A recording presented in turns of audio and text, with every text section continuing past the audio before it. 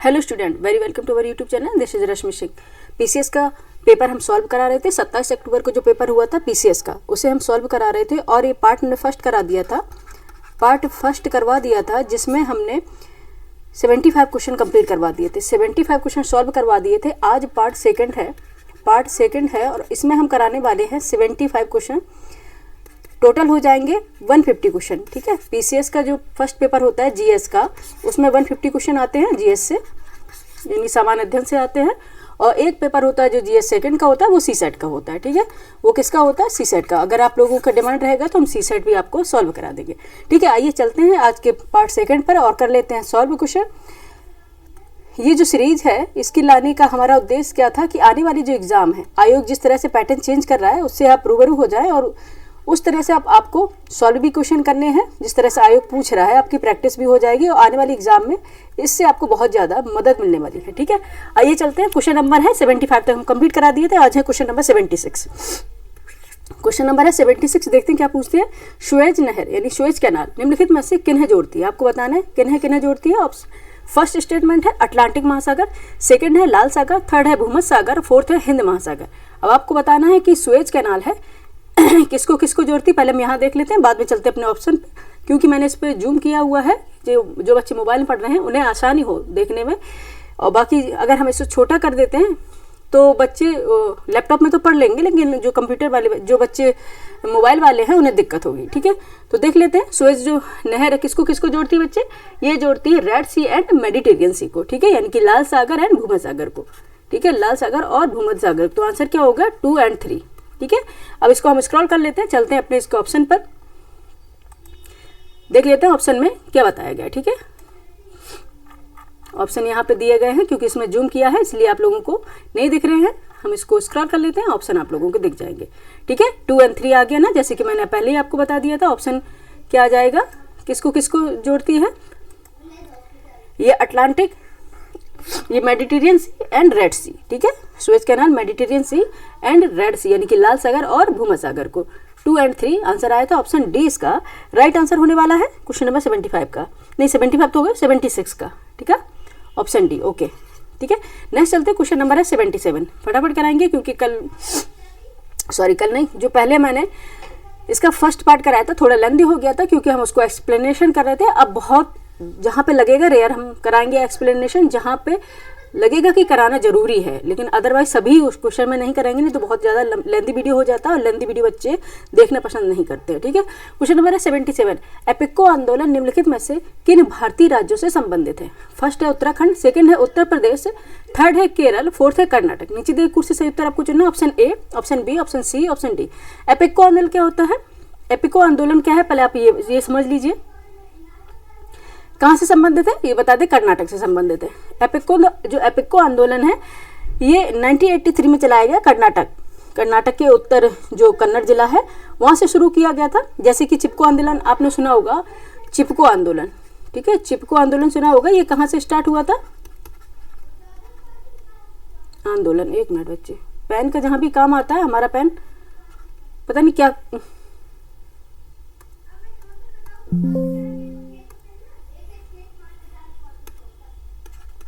ठीक है, जो चिपको आंदोलन उत्तराखंड से चलाया गया था और इसका उद्देश्य था पेड़ों को बचाना, यानी कि पेड़ों को बचाने के लिए जब काटने के लिए पेड़ लोग आते थे तो उसमें चिपक जाया करते थे। उसी तरह से बना था एपिको आंदोलन। एपिको का जो मतलब होता है, कन्नड़ भाषा में से बोलते हैं पेड़ को गले लगाना। एपिको में मतलब होता है गले लगाना ओनली। ठीक है, तो क्या करते थे जब लोग पेड़ों को काटने के लिए आते तो उसमें चिपक जाया करते थे, गले लगाना। उसी से बना हुआ है एपिको आंदोलन। ठीक है, और ये कहाँ से संबंधित है? ये कर्नाटक से, कर्नाटक स्टेट से संबंधित है। ऑप्शन अपना क्या निकल के आएगा? Option A. ऑप्शन ए निकल के आएगा। नेक्स्ट चलेंगे, क्वेश्चन नंबर है 78। क्वेश्चन नंबर है 78। आयरन डोम मिसाइल रक्षा प्रणाली निम्नलिखित में से किस देश की है? फर्स्ट फ्रांस, सेकंड है संयुक्त राज्य अमेरिका, थर्ड है इजराइल। नीचे दिए कुछ सही उत्तर आपको चुनना है, option A, option B, option C, option D में से आंसर देना है। बताइए किसका है? आयरन डोम है जो किसकी प्रणाली है, किसकी वो है? तो ये है इजराइल की। ठीक है, ऑप्शन ए इसका राइट आंसर हो जाएगा। ठीक है, ऑप्शन ए इसका राइट आंसर हो जाएगा। आयरन डोम है कम दूरी की वायु रक्षा प्रणाली है जिसे राफेल एडवांस डिफेंस सिस्टम और इजराइल एयरोस्पेस इंडस्ट्रीज से इजराइल के लिए विकसित किया गया है, ठीक है, जिसमें रेथनॉल या अतिरिक्त सहयोग भी शामिल है, ठीक है, रेथियोन का अतिरिक्त सहयोग भी शामिल किया गया इसमें, ठीक है। अब पूछेंगे रेथियोन क्या है। रेथियोन एक प्रमुख अमेरिकी रक्षा आयुध निर्माता है और औद्योगिक निगम है जो अब आरटीएक्स कॉरपोरेशन की एक व्यावसायिक इकाई बन गए हैं, ठीक है। तो आंसर क्या हो जाएगा आपका ऑप्शन ए। नेक्स्ट चलेंगे, क्वेश्चन नंबर है 79। क्वेश्चन नंबर है 79, लाइकेन के संदर्भ में निम्नलिखित में से कौन से कथन सही है। फर्स्ट है लाइकेन प्रदूषण के बहुत अच्छे संकेतक है। सेकंड है लाइकेन प्रदूषित क्षेत्रों में अच्छी तरह से उगते हैं, ठीक है, अच्छी तरह से उगते हैं। नीचे दिए कुर्सी सही उत्तर आपको चुनना है। देखते हैं option A, option B, option C, option D में से क्या क्या सही हो जाएंगे बताइए, ठीक है, क्या सही हो जाएंगे। लाइकेन प्रदूषण के बहुत अच्छे संकेतक होते हैं, बिल्कुल एब्सोल्युटली करेक्ट। लाइकेन प्रदूषित क्षेत्रों में अच्छी तरह उगते नहीं उगते, क्योंकि जहाँ पे प्रदूषण होगा, पोल्यूशन होगा, वहाँ पे लाइकेन ग्रो नहीं करते हैं, तो ये तो गलत हो जाएगा। तो अपना निकल के आंसर क्या आएगा, बी। ऑप्शन बी इसका राइट आंसर हो जाएगा, ठीक है, ऑप्शन बी राइट आंसर होने वाला है, ठीक है। सबसे देखेंगे जहाँ पे लाइकेन, जैसे बहुत ज़्यादा एयर पोल्यूशन जहाँ पे होता है, मोस्टली SO2 का, SO2 के लिए बहुत ज़्यादा ये संवेदनशील होते हैं। जहाँ पे SO2 बहुत ज़्यादा पाया जाएगा वहाँ लाइकेन नहीं होंगे, ठीक है। तो लाइकेन किसको डिनोट करते हैं, लाइकेन डिनोट करते हैं प्रदूषण को, बहुत एयर पोल्यूशन को। जहाँ पे एयर पोल्यूशन बहुत ज़्यादा पाया जाएगा वहाँ पे लाइकेन ग्रो नहीं करेंगे, ठीक है, ठीक है। अब आपको रखना किसके, वायु प्रदूषण, यहाँ पे हम लिख देते हैं किसके, वायु, एयर पोल्यूशन यानी कि वायु प्रदूषण, ठीक है, इसके ये इंडिकेटर होते हैं, ठीक है, ये पूछा जाता है कई बार, ठीक है, किसके, एयर पोल्यूशन के यानी कि वायु प्रदूषण के अच्छे इंडिकेटर होते हैं।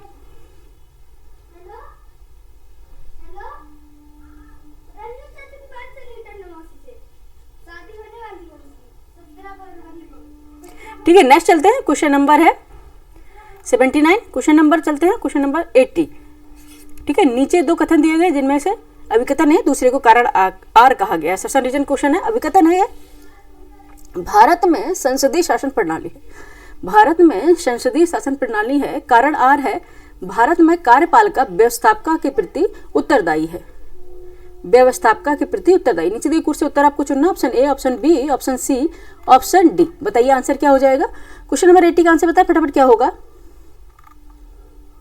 ठीक है, बिल्कुल सही है। भारत में कौन सा है, संसदीय शासन प्रणाली है, ठीक है, एब्सोल्युटली करेक्ट है। और इसका कारण क्या है, भारत में कार्यपालिका जो है व्यवस्थापिका की विधायिका के प्रति रिस्पॉन्सिबल है, विधायिका के प्रति क्या है, रिस्पॉन्सिबल है,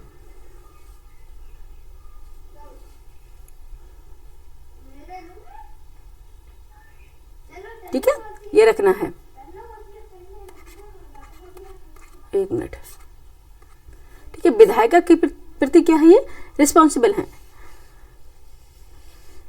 ठीक है। याद रखना है कि भारत में जो संसदीय शासन प्रणाली है, संसदीय प्रणाली में क्या होता है, कार्यपालिका सामूहिक रूप से विधायिका के प्रति उत्तरदायी होती है। संसदीय प्रणाली की सरकार के विधायी और कार्यकारी अंगों के बीच क्या होता है, एक सामंजस्य होता है, ठीक है, ये आपको याद रखना है। ये तो दोनों ही सही है, तो आंसर पर निकल के क्या आएगा, बी। ए आर दोनों सही है और आर की सही व्याख्या भी कर रहा है, उनकी एक्सप्लेनेशन इसकी सही है, ठीक है, एक्सप्लेनेशन इसकी सही है। ऑप्शन क्या हो जाएगा 80 का ऑप्शन हो जाएगा बी, राइट आंसर। नेक्स्ट चलेंगे, क्वेश्चन नंबर फटाफट करेंगे, ठीक है, इस तरह से स्पीड चलेगी तो जल्दी से क्लास कंप्लीट होगी और आप लोगों को बोरिंग भी नहीं होगा। क्वेश्चन नंबर चलते हैं 81 पर।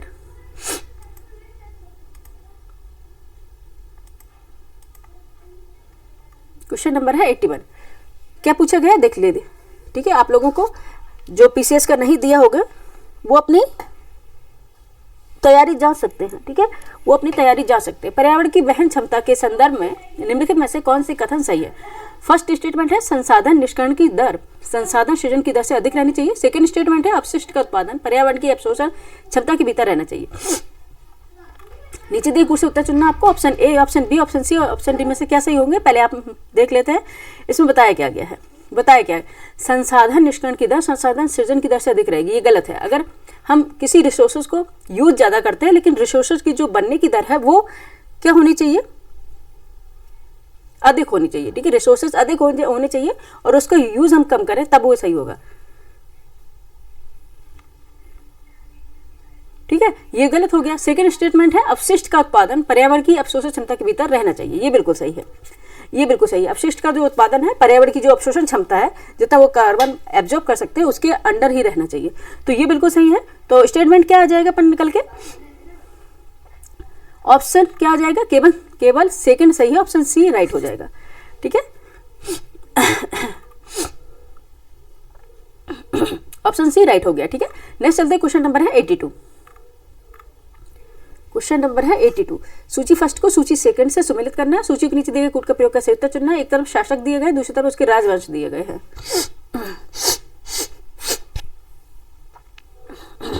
राजवंश दिए गए हैं, शासक दिए हैं, दूसरी तरफ उसके राजवंश दिए गए हैं। महेंद्र वर्मन प्रथम, कडगोन है, अमोघवर्ष प्रथम है, राजराज प्रथम है। आपको बताना है कि क्या इसमें निकल के आएगा। आइए मिला लेते हैं, इसको हम थोड़ा स्क्रॉल कर लें। ठीक है, ठीक है, महेंद्र वर्मन प्रथम है, ये पल्लव राजवंश से संबंधित है। ठीक है, 2 आ गया। ठीक है, और कडगोन है, ये है पांड्य से संबंधित है, पांड्य राजवंश से संबंधित है। ठीक है, अमोघवर्ष प्रथम है, राष्ट्रकूट से संबंधित है, ये फर्स्ट है। और राजराज प्रथम जो है चोल वंश से संबंधित है, ये है 2413 ऑप्शन ए राइट आंसर हो जाएगा। ठीक है, ऑप्शन ए इसका राइट आंसर हो जाएगा। नेक्स्ट चलेंगे, क्वेश्चन नंबर है 83 है, सूची फर्स्ट को सूची सेकंड से सुमेलित करना। तो सूची के नीचे दिए गए कुछ सही उत्तर आपको चुनना। सूची फर्स्ट है, एक तरफ राज्य दिए गए, सबसे ऊंची उसकी चोटी है, हाईएस्ट पीक है, वो आपको बतानी है। हाईएस्ट पीक क्या है वो आपको बतानी है। ऑप्शन है तमिलनाडु, राजस्थान, नागालैंड, मध्य प्रदेश। एक तरफ है हाईएस्ट पीक दी गई धूपगढ़, डोडा बेटा, गुरु शिखर, सारामती। आइए इसको मिला लेते हैं।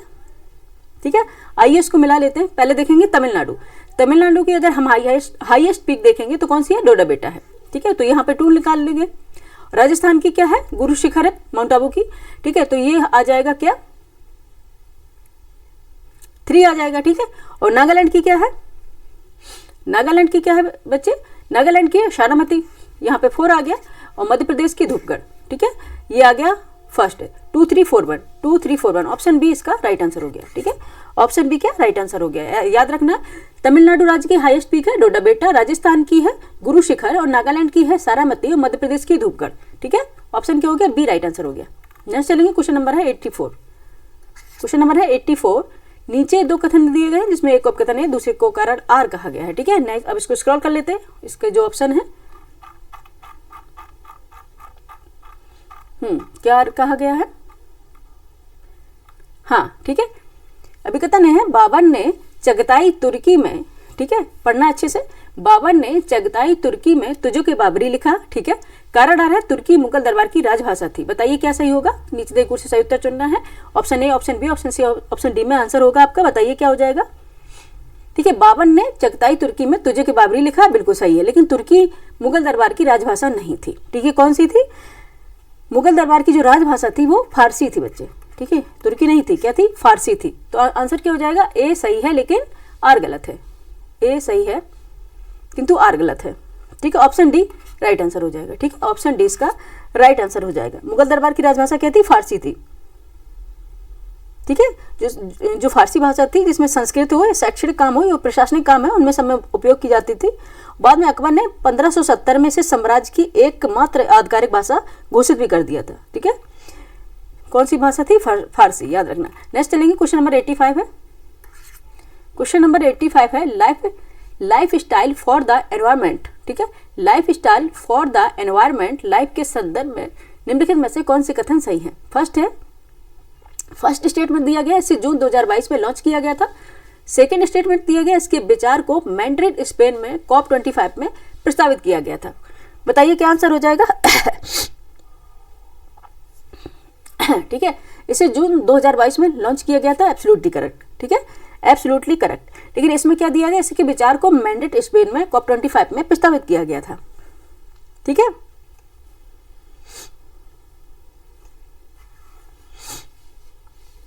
ये गलत हो जाएगा। ठीक है, ये गलत हो जाएगा।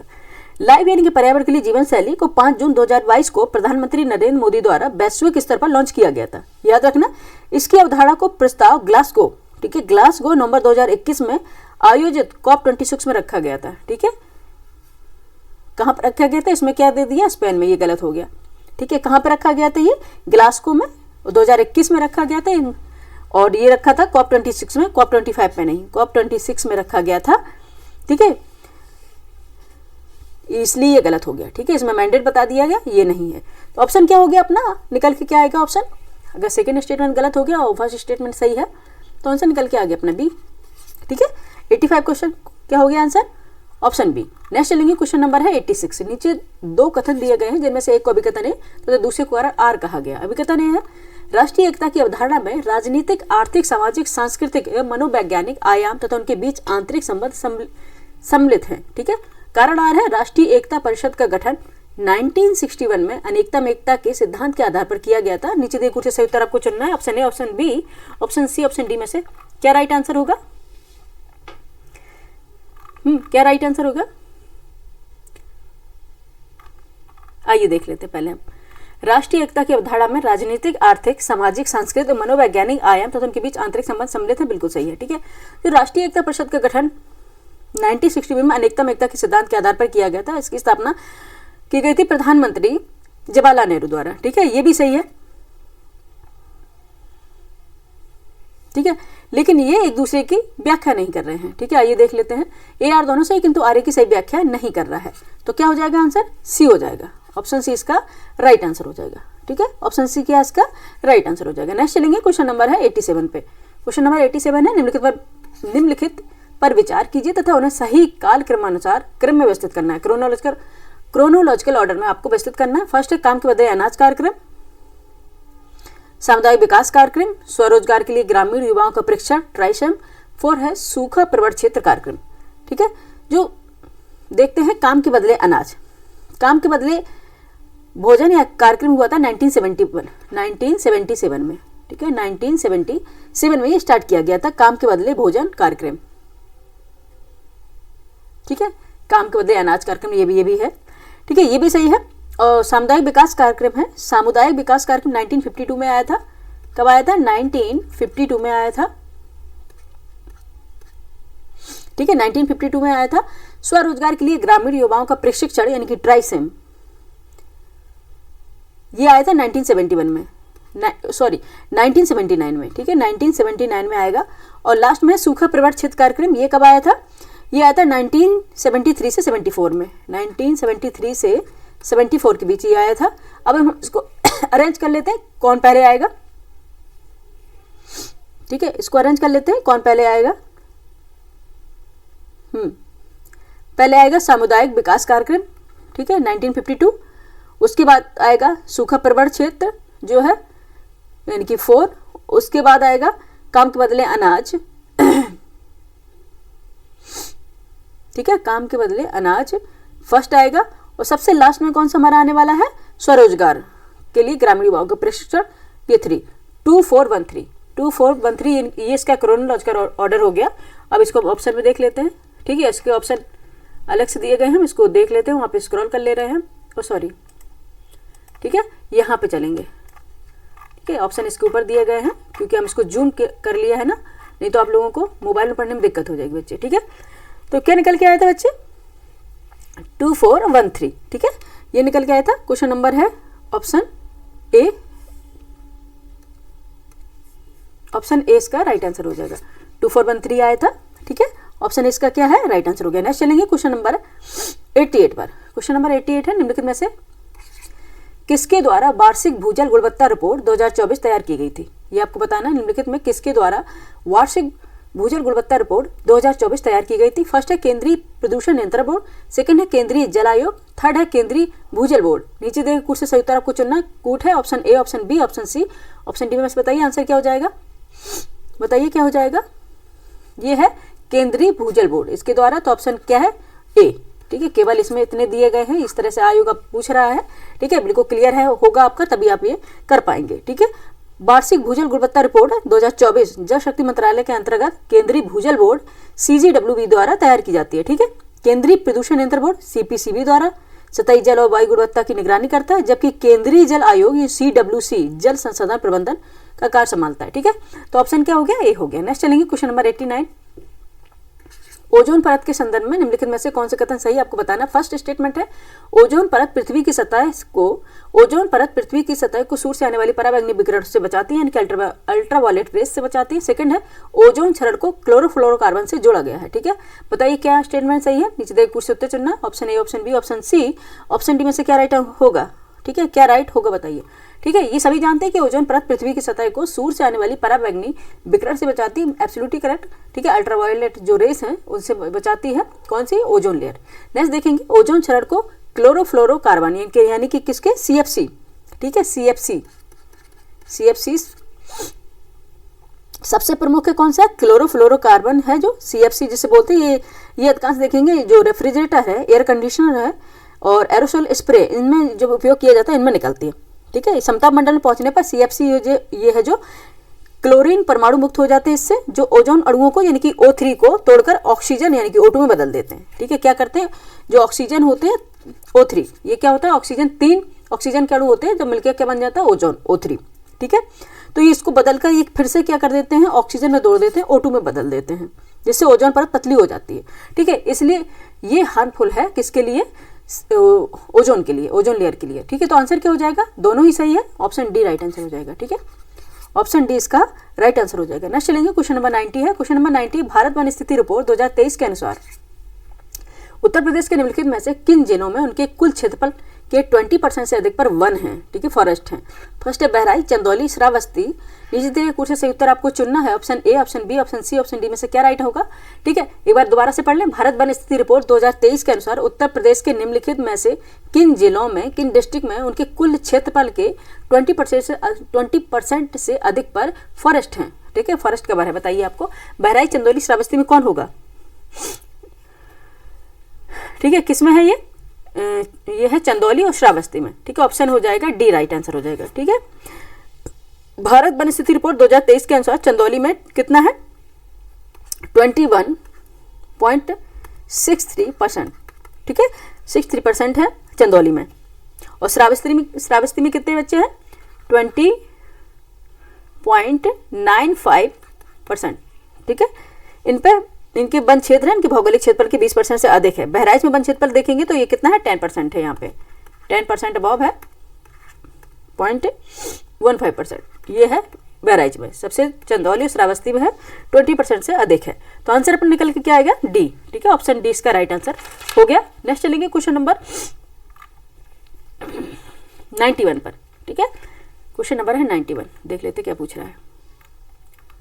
ठीक है, क्वेश्चन नंबर 91 है, निम्नलिखित घटनाओं पर विचार कीजिए तथा इन्हें सही काल क्रमानुसार क्रम में व्यवस्थित करना है। फर्स्ट है अंग्रेजों द्वारा अवध का अधिग्रहण, सेकंड है एलिवेट विल विवाद, थर्ड है नील विद्रोह और फोर्थ है द्वितीय एंग्लो अफगान युद्ध। नीचे दिए कोड से सही उत्तर चुनना है आपको, इनको क्रोनोलॉजिकल ऑर्डर में अरेंज करना है। ठीक है, कैसे करना है, क्रोनोलॉजिकल ऑर्डर में अरेंज करना। सबसे पहले देखते हैं जो अवध का अधिग्रहण किया गया था अंग्रेजों द्वारा, ये हुआ था 1856 में। ठीक है, कब हुआ था, 1856 में हुआ था।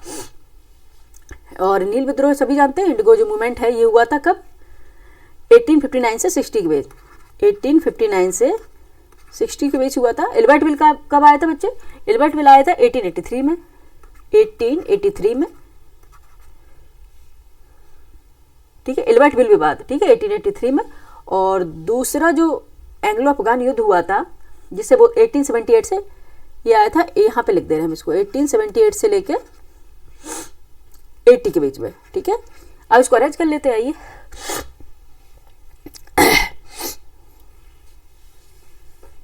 ठीक है, ये अरेंज कर ले रहे हैं। पहले फर्स्ट हो गया, फिर 3 हो गया, फिर 4 हो गया और देन 2 हो गया। ऑप्शन सी इसका राइट आंसर हो जाएगा। अरेंज कर लीजिए। ठीक है, क्या हो जाएगा, ऑप्शन सी इसका राइट आंसर हो जाएगा। अवध का जो अधिग्रहण किया गया था अंग्रेजों ने 1856 में किया गया था। एलिवेट विवाद 1883 में हुआ था। इंडिगो मूवमेंट यानी नील विद्रोह 1859 से 60 के बीच हुआ था। एंग्लो अफगान युद्ध हुआ था 1878 से 80 के बीच। ठीक है, इसको अब क्रोनोलॉजिकल ऑर्डर में हमने इसे अरेंज कर लिया है। नेक्स्ट चलते हैं क्वेश्चन नंबर, अब किस पे चलेंगे, 91 हो गया, 92। ठीक है, इसको हम स्क्रॉल कर लेते हैं बस। ये तो कौन सा आ गया, अच्छा ये दोबारा से हो गया शायद बच्चे, 1 मिनट हम इसको नीचे ले जा रहे हैं। 92 यहाँ पे आ गया। ठीक है, वो दोबारा से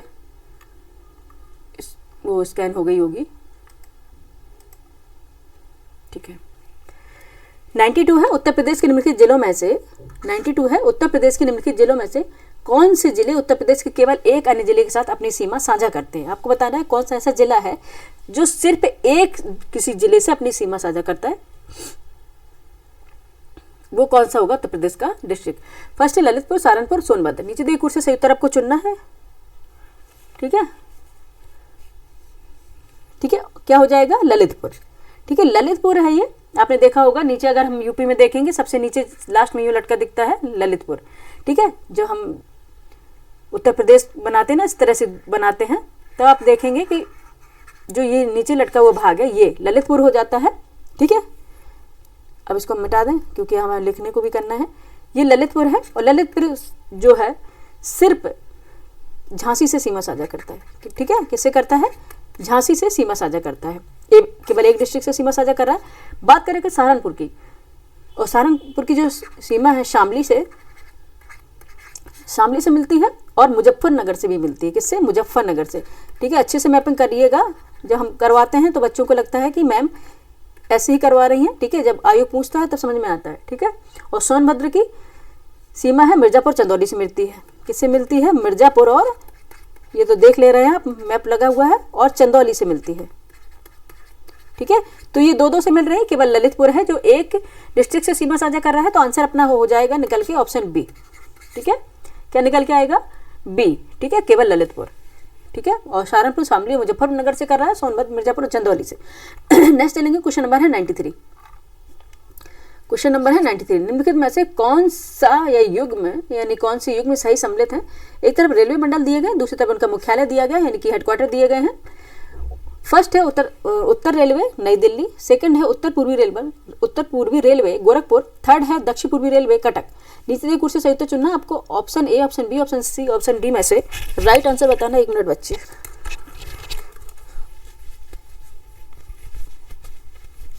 माइक निकल गया बच्चे, 2 मिनट रुकिएगा।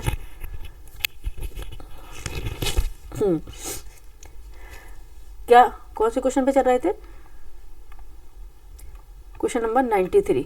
हाँ बताइए क्या आंसर हो जाएगा। ठीक है, उत्तर पूर्वी रेलवे नई दिल्ली, उत्तर रेलवे नई दिल्ली, उत्तर पूर्वी रेलवे गोरखपुर, ये दोनों ही सही है। और ये दक्षिण पूर्वी रेलवे दिया गया, ये कटक, ये गलत है। तो आंसर क्या हो जाएगा, सी। ठीक है, ऑप्शन सी राइट आंसर हो जाएगा 93 का। जो दक्षिण पूर्व रेलवे है इसका मुख्यालय गोल्डन रिच कोलकाता में स्थित है। ठीक है, कहाँ पे है, कोलकाता की, ना कि कटक में। कहाँ पे है, कोलकाता में है ये इसको कटक देके गलत बना दिया गया है। उत्तर रेलवे का मुख्यालय बड़ौदा हाउस नई दिल्ली में स्थित है और गोरखपुर पूर्वोत्तर रेलवे का मुख्यालय है, याद रखिएगा। नेक्स्ट चलेंगे, क्वेश्चन नंबर क्या हो गया, ऑप्शन सी इसका राइट आंसर हो गया 93 का। नेक्स्ट चलेंगे क्वेश्चन नंबर 94। नीचे 2 कथन दिए जिनमें से एक को अभिकथन ए, दूसरे को कारण आर कहा गया है। अभिकथन ए है मानव पूंजी में निवेश, अभिकथन ए है मानव पूंजी में निवेश से भविष्य में लाभ मिलता है। कारण आर है शिक्षा और स्वास्थ्य लोगों को अधिक उत्पादक बनाते हैं। नीचे दिए कुछ से उत्तर चुनना आपको, option A, option B, option C, option D. यानी कि ए गलत किंतु आर सही है, ए और आर दोनों सही, आर ए की सही व्याख्या करता है। ऑप्शन सी में दिया है आर दोनों सही किंतु आर ए की व्याख्या नहीं कर रहा है। ऑप्शन डी में दिया गया है सही किंतु आर गलत। बताइए क्या राइट आंसर होगा। 94 का आंसर बताएं फटाफट बच्चे। ठीक है, बिल्कुल सही है, मानव पूंजी में निवेश से भविष्य में लाभ मिलता है। अगर हम मानव पूंजी में निवेश करेंगे, यानी मानव पूंजी से तात्पर्य क्या है कि जैसे हम उसके कौशल और ज्ञान और शिक्षा या स्वास्थ्य पर निवेश करेंगे तो आगे चलकर वो हमें क्या होगा, भविष्य में अधिक आय और बेहतर नवाचार से उत्पादकता मिलेगी। सेकंड है शिक्षा और स्वास्थ्य लोगों के लिए अधिक उत्पादक बनाते हैं। बिल्कुल, ये तो कहने वाली बात ही नहीं है। ठीक है, शिक्षा और स्वास्थ्य लोगों को अधिक उत्पादक बनाते, दोनों ही सही है। शिक्षा से लोगों को ज्ञान और कौशल मिलता है जिससे वो जटिल कार्य अधिक कुशलता से कर पाते हैं। और स्वास्थ्य जानते हैं, बेहतर अगर पोषण होगा, बेहतर अगर चिकित्सा होगी, बेहतर अगर स्वास्थ्य होगा तो लोग लंबे समय तक काम करने का योग्य बने रहेंगे, कोई बीमारी नहीं होगी। ठीक है, तो दोनों ही सही है ऑब्वियसली, तो दोनों कथन सत्य हैं। कारण अब कथन की सही व्याख्या भी कर रहा है, तो आंसर क्या हो जाएगा इसमें, आंसर क्या होगा, बी होगा। ठीक है, ऑप्शन बी निकल के आ जाएगा। ठीक है, नेक्स्ट चलेंगे, क्वेश्चन नंबर है 94 हो गया, 95 ओके। ठीक है, क्वेश्चन नंबर है 95, संसद की संयुक्त बैठक। ठीक है, अच्छा क्वेश्चन है। संसद की संयुक्त बैठक के संदर्भ में निम्नलिखित में से कौन से कथन सही हैं। ठीक है, संयुक्त बैठक, ज्वाइंट सिटिंग की बात हो रही, सेशन अलग होता है। ठीक है, फर्स्ट है भारत के संविधान का अनुच्छेद 109 संसद की संयुक्त बैठक का प्रावधान करता है, गलत। 109 नहीं करता है, 108 करता है। ठीक है, कौन सा करता है, 108 करता है। सेकेंड स्टेटमेंट है संविधान संशोधन विधेयक को पारित करने के लिए संसद की संयुक्त बैठक आयोजित की जाती नहीं। जो संविधान संशोधन विधेयक में संयुक्त बैठक नहीं बुलाई जाती, ठीक है, ये भी गलत हो गया, ये भी गलत हो गया, ठीक है। भारत के संविधान के आर्टिकल 108 में संसद की संयुक्त बैठक का प्रावधान किया गया है, ये बिल्कुल सही है। और संविधान के अनुच्छेद 108 का प्रयोग निम्नलिखित परिस्थितियों में किया जा सकता है। किस परिस्थितियों में? जब कोई विधेयक एक सदन द्वारा पारित कर दिया जाता है लेकिन दूसरे सदन द्वारा अस्वीकृत कर दिया जाता है या वापस नहीं किया जाता, तब किया जाता है। और सेकंड परिस्थिति वह होती है जब राष्ट्रपति किसी विधेयक को पुनर्विचार के लिए वापस करता है, तब किया जाता है, ठीक है। जो संविधान संशोधन विधेयक जब संयुक्त बैठक बुलाई जाती है इसकी, ठीक है। और संविधान संशोधन के लिए संयुक्त बैठक का कोई प्रावधान नहीं है, ठीक है। भारतीय संविधान में कोई प्रावधान नहीं किया गया, तो ये भी गलत हो गया, दोनों ही गलत स्टेटमेंट है। तो आंसर क्या हो जाएगा? संविधान संशोधन विधेयक के लिए संविधान में यानी कॉन्स्टिट्यूशन में ऐसा कोई प्रावधान नहीं है जॉइंट सिटिंग का। तो आंसर क्या हो जाएगा? यहाँ पे हम ऑप्शन पे चलेंगे, ऑप्शन यहाँ पे दिए गए हैं, ना तो एक ना ही दो, ठीक है, ना तो एक ना ही दो, ऑप्शन ए, ठीक है, ऑप्शन ए इसका राइट आंसर हो जाएगा। नेक्स्ट चलेंगे 96, क्वेश्चन नंबर है 96। विश्व बैंक और अंतर्राष्ट्रीय मुद्रा कोष के संदर्भ में निम्नलिखित में से कौन से कथन सही है? ठीक है, वर्ल्ड बैंक एंड IMF, ठीक है, IMF, एक मिनट, इंटरनेशनल मॉनेटरी फंड, ठीक है, यहाँ पे लिख देते हैं, वर्ल्ड बैंक है और IMF, ठीक है, अंतर्राष्ट्रीय मुद्रा कोष के संदर्भ में निम्नलिखित में से कौन से कथन सही है? फर्स्ट स्टेटमेंट है विश्व बैंक और अंतर्राष्ट्रीय मुद्रा कोष की स्थापना एक साथ की गई और इन्हें लोकप्रिय रूप से ब्रिटेन वुड्स जुड़वा कहा जाता है, ठीक है। सेकंड स्टेटमेंट है अंतर्राष्ट्रीय मुद्रा कोष और विश्व बैंक का मुख्यालय क्रमशः वॉशिंगटन DC और न्यूयॉर्क में स्थित है। नीचे दिए कुर्सी उत्तर चुनना है, पहले हम यही देख लेते हैं, आइए कि क्या सही हो जाएगा।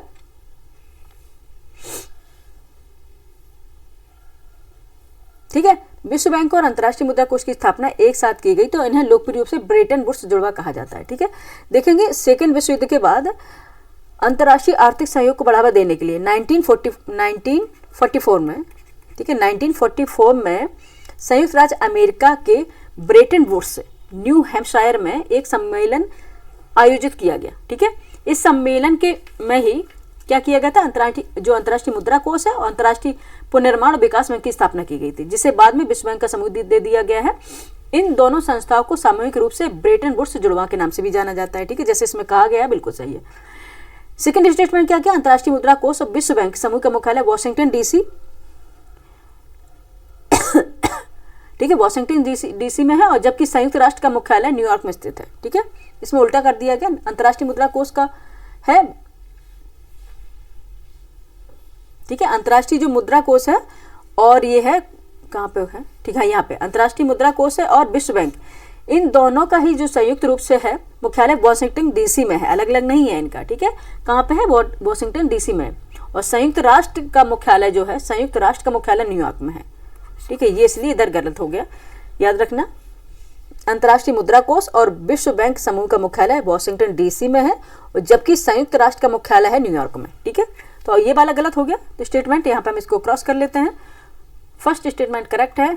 आंसर निकल के क्या आएगा? अपना आंसर निकल के क्या आएगा बताइए, फटाफट बताया करें आप लोग, ठीक है, फटाफट बताया करें, केवल एक है ऑप्शन बी, ठीक है। नेक्स्ट चलेंगे, क्वेश्चन नंबर है 97। क्या इसमें क्या पूछा गया है? फटाफट करेंगे, स्पीड बिल्कुल स्लो नहीं करनी है। सूची फर्स्ट को सूची सेकंड से सुमेलित करना है और सूची को नीचे दिए कोड का प्रयोग कर सही उत्तर चुनना है। लोकसभा दिया गया है, एक तरफ लोकसभा अध्यक्ष दिए गए हैं, लोकसभा है, कौन सी लोकसभा है, और दूसरी तरफ लोकसभा अध्यक्ष दिए गए हैं, इनको सुमेलित करना है तब जाके आंसर निकलेगा, ठीक है, तब जाके इसका आंसर निकलेगा। आइए पहले सबसे पहले हम सुमेलित कर लेते हैं।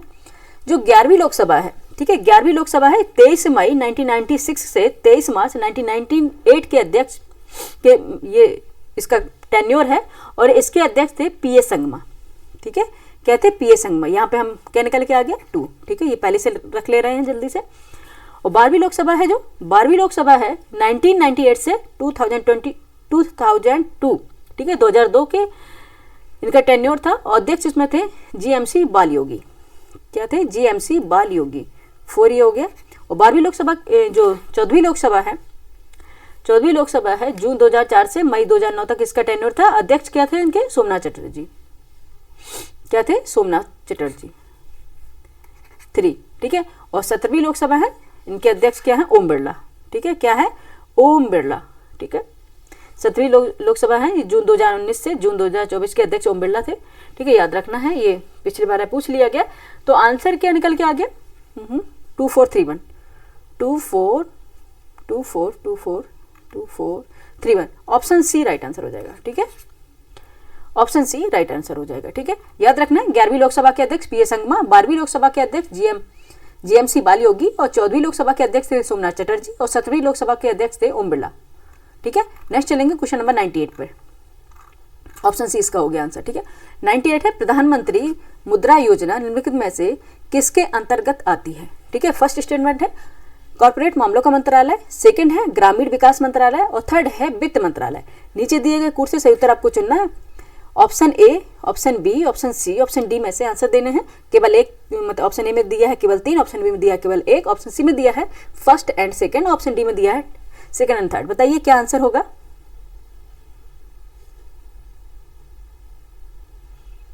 ठीक है, क्या आंसर हो जाएगा? ठीक है, वित्त मंत्रालय के अंतर्गत ये आती है। ऑप्शन ए राइट आंसर हो जाएगा, ठीक है। ऑप्शन इसका राइट आंसर। प्रधानमंत्री जो मुद्रा योजना है पीएमवाई वित्त मंत्रालय के अंतर्गत ही आती है, ठीक है, याद रखना है। यह जो योजना है भारतीय लघु उद्योग विकास बैंक यानी सिडबी, ठीक है, सिडबी की पूर्ण स्वामित्व वाली सहायक कंपनी यानी कि सूक्ष्म इकाई विकास एवं पुनर्वित्त एजेंसी जो होती मुद्रा द्वारा गैर कॉर्पोरेट गैर कृषि क्षेत्रों के छोटे व्यवसाय और सूक्ष्म ऋण प्रदान करने के लिए चलाई गई है ये, ठीक है। आंसर क्या हो जाएगा इसका? ऑप्शन ए 98 का हो गया। हम 99 पे चलते हैं, ठीक है। स्पीड बिल्कुल स्लो नहीं करेंगे, इस तरह से स्पीड रखेंगे तो जल्दी से क्वेश्चन करेंगे और टाइम हमारा कम लगेगा, ठीक है, क्योंकि सबसे ज़्यादा मूल्यवान क्या होता है? समय ही होता है, ठीक है, क्योंकि हम कम समय में अधिक काम कर लें, ये जरूरी है, ठीक है। नेक्स्ट चलते हैं, क्वेश्चन नंबर है 99। निम्नलिखित में से कौन दो बायोगैस के प्रमुख घटक है? ठीक है, बायोगैस के कंपोनेंट पूछे गए हैं।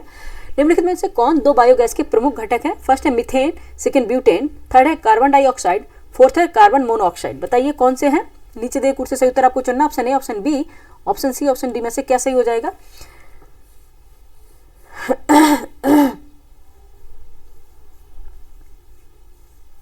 ठीक है, बायोगैस है, इसके दो कंपोनेंट है, एक तो मीथेन है, ठीक है, एक तो मीथेन है, मीथेन का फॉर्मूला क्या? CH4 है, और दूसरा है कार्बन डाइऑक्साइड CO2, ठीक है, कार्बन डाइऑक्साइड है यानी कि CO2, ठीक। तो आंसर क्या हो गया इसका? फर्स्ट एंड थर्ड, और यही हम जहाँ पे होगा first and third, option C इसका राइट आंसर हो गया, ठीक है। 99 का आंसर क्या हो गया? सी हो गया।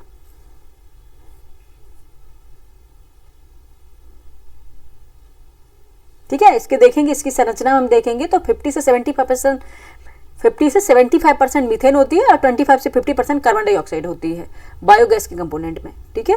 तो आंसर क्या हो गया? सी। नेक्स्ट चलेंगे क्वेश्चन नंबर 100 पे, ठीक है, क्वेश्चन नंबर 100। निम्नलिखित में से कौन भारतीय उपन्यासकार और पत्रकार 2026 के अंतर्राष्ट्रीय बुकर पुरस्कार की 5 सदस्यीय समिति का हिस्सा है? फर्स्ट है नताशा ब्राउन, सेकंड है किरण देसाई, थर्ड है नीलांजना एस रॉय, फोर्थ है रजनी चौहान। नीचे दिए कोड से आपको उत्तर चुनना है। बताइए क्या हो जाएगा? क्वेश्चन नंबर 100 का बताएं आंसर, फटाफट बताएं बच्चे, क्या हो जाएगा आंसर? ठीक है, कौन थी? नीलांजना एस रॉय, ठीक है, ऑप्शन डी राइट आंसर हो जाएगा। ऑप्शन डी क्या है? राइट आंसर हो जाएगा। भारतीय उपन्यासकार और पत्रकार नीलांजना एस रॉय 2026 के अंतर्राष्ट्रीय बुकर पुरस्कार के लिए जो सदस्यीय निर्णायक मंडल था उसमें निर्णायक के रूप में शामिल की गई थी। 2026 के अंतर्राष्ट्रीय बुकर पुरस्कार निर्णायक मंडल में अध्यक्ष नताशा ब्राउन के साथ Nilanjana S Roy, Marcus du Sautoy, ठीक है। कौन कौन दो थी? एक थी कौन सी? नताशा ब्राउन के साथ नीलांजना एस रॉय थी और दूसरी थी मार्कस डू शितोय, ठीक है, ये थी। और थी सोफी, और एक और थी सोफी ह्यूजेस और ट्रॉय ऑग्न्योग, ये इनके नाम थे, ठीक है। लेकिन आपको याद रखना है नीलांजना एस रॉय इसमें है, ठीक है। तो ऑप्शन क्या इसमें है? 100 का डी, ठीक है। नाम इनके विचित्र नाम होते हैं, अजीब से। नेक्स्ट देखेंगे, क्वेश्चन नंबर है 101। निम्नलिखित में से किसने जलियांवाला बाग हत्याकांड से दुखी होकर वायसराय की कार्यकारिणी परिषद से इस्तीफा दे दिया, ये रिजाइन कर दिया था? बताइए, ठीक है। चेट्टू शंकरन नायर, सेकंड है ईश्वरी प्रसाद, थर्ड है मोहम्मद शफी, फोर्थ है इकबाल नारायण गुरटू। इतने क्वेश्चन देकर, वैसे एक देते थे ऑप्शन तो तुरंत कर लेते हैं हम लोग, एक ऑप्शन देते हैं तुरंत कर लेते हैं, इसमें इतने सारे दे दिए। उसमें भी स्टेटमेंट में क्या पूछ लिया गया, ऑप्शन ए में केवल 4 है, ऑप्शन बी में केवल 1 है, ऑप्शन सी में 2 1 3 है, ऑप्शन डी में 3 और 4। ठीक है, ये पूरा टोटल कंफ्यूज करने के लिए किया गया है। ठीक है, क्योंकि बहुत ज़्यादा क्या बोलते, बहुत ज़्यादा डेटा हम नहीं याद कर पाते हैं, वो भी एग्जाम के टाइम पे। बताइए 101 का आंसर क्या हो जाएगा। ठीक है, देखेंगे जो जलियांवाला हत्याकांड हुआ था, कब हुआ था, ये 1919 में हुआ था। और इसके विरोध में जो सर शंकरन नायर थे, इन्होंने क्या दे दिया था, वायसराय की कार्यकारिणी परिषद से इस्तीफा दे दिया था। ठीक है, इन्होंने दिया था। तो आंसर क्या हो गया, बी। 101 का क्या हो गया, ऑप्शन बी। नेक्स्ट चलेंगे, क्वेश्चन नंबर है 102। निम्नलिखित में से कौन से जिले उत्तर प्रदेश में देवी पाटन मंडल का हिस्सा है। ठीक है, कौन से जिले देवी पाटन मंडल का हिस्सा है, ये बताना है। ठीक है, फर्स्ट बस्ती, सेकंड बहराइच, थर्ड बलरामपुर। अभी तक सभी को याद था कि बलरामपुर देवी पाटन मेला। ठीक है, अब इन्होंने 2-3 दे दिए हैं। ठीक है, इस करके इस तरह से पहले हम तो सिर्फ यही रटे थे कि देवी पाटन मेला कहाँ पे है, बलरामपुर में। ठीक है, लेकिन अब इन्होंने इस तरह से दे दिया कि आपको यहाँ बहराइच में भी है, या बस्ती में भी है, बलरामपुर में है। ठीक है, कन्फ्यूज करने के लिए। तो नीचे दे कूट से आपको उत्तर चुनना है, option A, option B, option C में, ऑप्शन डी में से क्या हो जाएगा। सबसे पहले देखें, जो देवी पाटन मंडल है उत्तर प्रदेश के पूर्वी भाग में स्थित है, उत्तर प्रदेश के, जिसमें 4 जिले आते हैं, 4 जिले शामिल आते हैं। गोंडा है, बहराइच है, बलरामपुर है और श्रावस्ती है। ठीक है, गोंडा, बहराइच, बलरामपुर और श्रावस्ती। ठीक है, यहाँ पे गोंडा भी लिख दे रहे हैं, कई बार आगे पूछ लें भाई। गोंडा, बहराइच तो दिया है, बलरामपुर और श्रावस्ती, श्रावस्ती है। ठीक है, बस्ती इसमें शामिल नहीं है। ठीक है, बस्ती इसमें शामिल नहीं है। ठीक है, कौन से 4 जिले हैं, गोंडा, बहराइच, बलरामपुर और श्रावस्ती। बस्ती इसमें शामिल नहीं है। बस्ती मंडल का, ये बस्ती जो इस मंडल का हिस्सा नहीं, संत कबीर नगर है और सिद्धार्थ नगर जिले भी इसमें शामिल है। ठीक है, आंसर क्या निकल के आएगा। ठीक है, सबसे पहले सुन लीजिए, देवी पाटन जो मेला है उत्तर प्रदेश के पूर्वी भाग में स्थित है, जिसमें 4 जिले शामिल है, गोंडा, बहराइच, बलरामपुर और श्रावस्ती। बस्ती यानी बस्ती मंडल का हिस्सा है। बस्ती जो है बस्ती मंडल का हिस्सा, जिसमें संत कबीर नगर है और सिद्धार्थ नगर है, बस्ती जिले में, याद रखना। ठीक है, बस्ती जिले में ही क्या है, संत कबीर नगर है और सिद्धार्थ नगर जिले शामिल है। ठीक है, और ये आपको पता होगा उत्तर प्रदेश में 18 प्रशासनिक मंडल हैं। ठीक है, तो आंसर क्या निकल के आएगा, डी आएगा। ठीक है, डी ऑप्शन निकल के आ जाएगा हमारा, कौन सा, बहराइच और बलरामपुर, 2 और 3। ठीक है, ऑप्शन डी इसका राइट आंसर हो गया। ठीक है, नेक्स्ट चलेंगे, क्वेश्चन नंबर है 103। भारत में निम्नलिखित चुनाव सुधारों पर विचार कीजिए तथा इन्हें सबसे पहले से लेकर आखिरी तक के सही काल क्रमानुसार क्रम में व्यवस्थित करना, क्रोनोलॉजिकल ऑर्डर में अरेंज करना है। मतदाता फोटो पहचान पत्र, इलेक्ट्रॉनिक वोटिंग मशीन। ठीक है,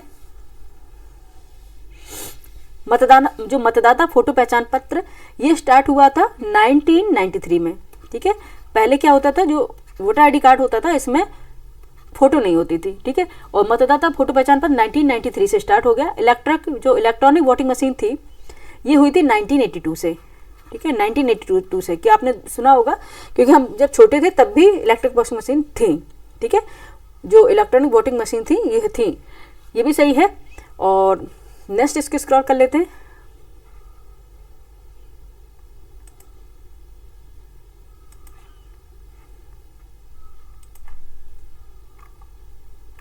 थ्री हो गया, अब यहाँ पे होगा। ठीक है, ये इधर होगा नीचे। ठीक है, ये और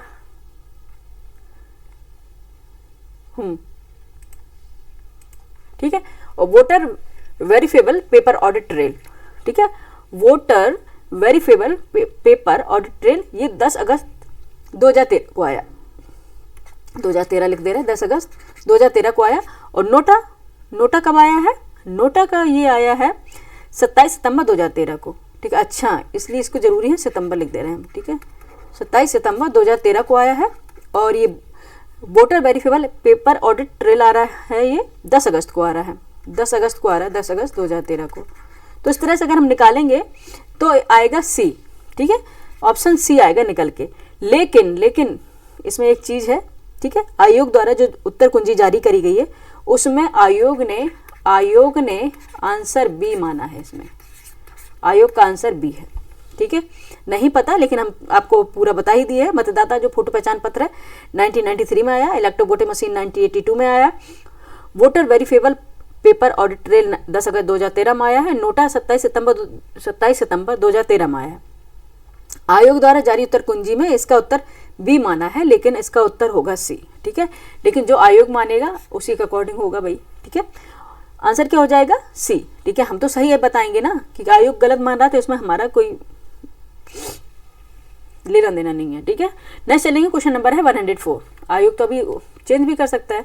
104, वैश्विक पर्यावरण सुविधा के संदर्भ में निम्नलिखित में से कौन से कथन सही हैं? ठीक है, फर्स्ट इसकी स्थापना 1991 में हुई थी।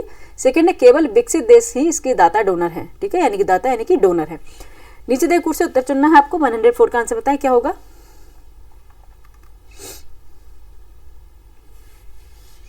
ठीक है, इसकी स्थापना 1991 में की गई थी, बिल्कुल सही है। लेकिन इसमें क्या क्या है? केवल विकसित देश ही इसके डोनर है, ये गलत है। ठीक है, देखेंगे वैश्विक पर्यावरण सुविधा GIF की स्थापना 1991 में की गई थी, एब्सोल्युटली कलर। 1994 में पुनर्गठित यह जैव विविधता पर संयुक्त राष्ट्र सम्मेलन और जलवायु परिवर्तन पर संयुक्त राष्ट्र फ्रेमवर्क कन्वेंशन के लिए वित्तीय तंत्र बनाता है।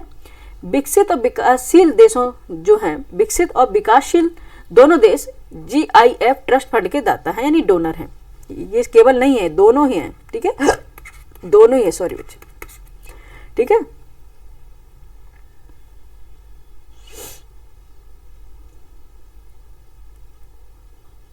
तो आंसर क्या हो जाएगा? ये गलत हो गया था, तो आंसर अपना निकल के आएगा केवल एक, ऑप्शन बी राइट आंसर हो जाएगा। ठीक है, ऑप्शन बी इसका राइट आंसर हो जाएगा। नेक्स्ट चलेंगे, क्वेश्चन नंबर है 105। ये इसमें ये अल्टरनेट हमेशा पूछते रहते हैं ये क्वेश्चन। ठीक है, SDG गोल से, सस्टेनेबल डेवलपमेंट गोल से। ठीक है, सतत विकास लक्ष्य का क्षेत्र क्या है? आइए इसे मिला लेते हैं। सूची फर्स्ट को सूची सेकंड सम्मिलित करना है और सूची में नीचे दिए कूट का उत्तर आपको चुनना है। लक्ष्य SDG गोल्स में लक्ष्य फर्स्ट, लक्ष्य थर्ड, लक्ष्य 4, लक्ष्य 6। ठीक है, आइए मिला लेते हैं, तभी इसमें जाके आंसर निकलेगा। ठीक है,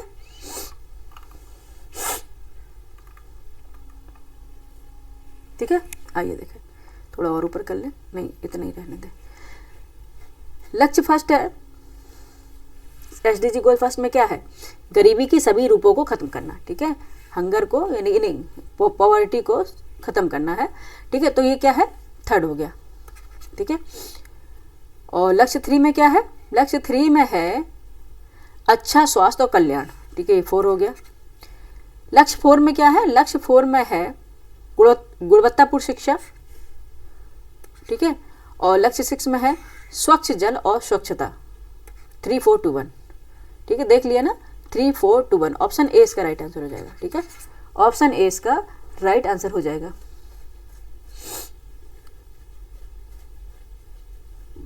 ठीक है, ऑप्शन ए हो गया राइट आंसर। नेक्स्ट चलेंगे, क्वेश्चन नंबर 106। निम्नलिखित में से किस संगठन द्वारा वैश्विक वेतन रिपोर्ट 2024-25 जारी की गई है?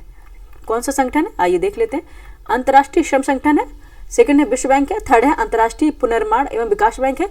नीचे दिए कुछ से उत्तर चुनना है आपको। ऑप्शन ए केवल 3, ऑप्शन बी केवल 1, ऑप्शन सी 1 और 2, ऑप्शन डी 2 और 3। बताइए क्या आंसर हो जाएगा? 106। ठीक है, कौन सा? अंतर्राष्ट्रीय श्रम संगठन, ILO, अंतर्राष्ट्रीय श्रम संगठन यानी कि ILO। ठीक है,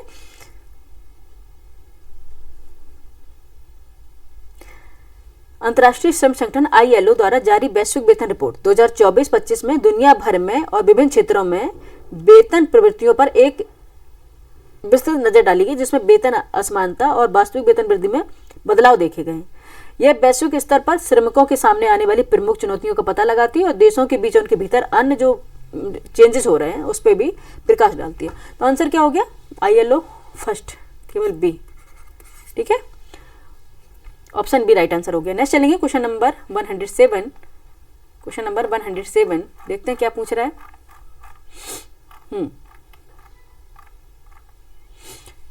क्वेश्चन नंबर है 107। सूची फर्स्ट को सूची सेकंड से सम्मिलित करना है और सूची में नीचे दिए कूट का प्रयोग का सही उत्तर चुनना है। सूची फर्स्ट है, एक तरफ सूची सेकंड है, एक तरफ पतन दिए गए, पोर्ट दिए गए, दूसरी तरफ राज्य दिए गए यानी कि स्टेट दिए गए हैं। पारादीप, तूतीकोरन, काकीनाडा, अल्पुजा कौन कौन से स्टेट में है?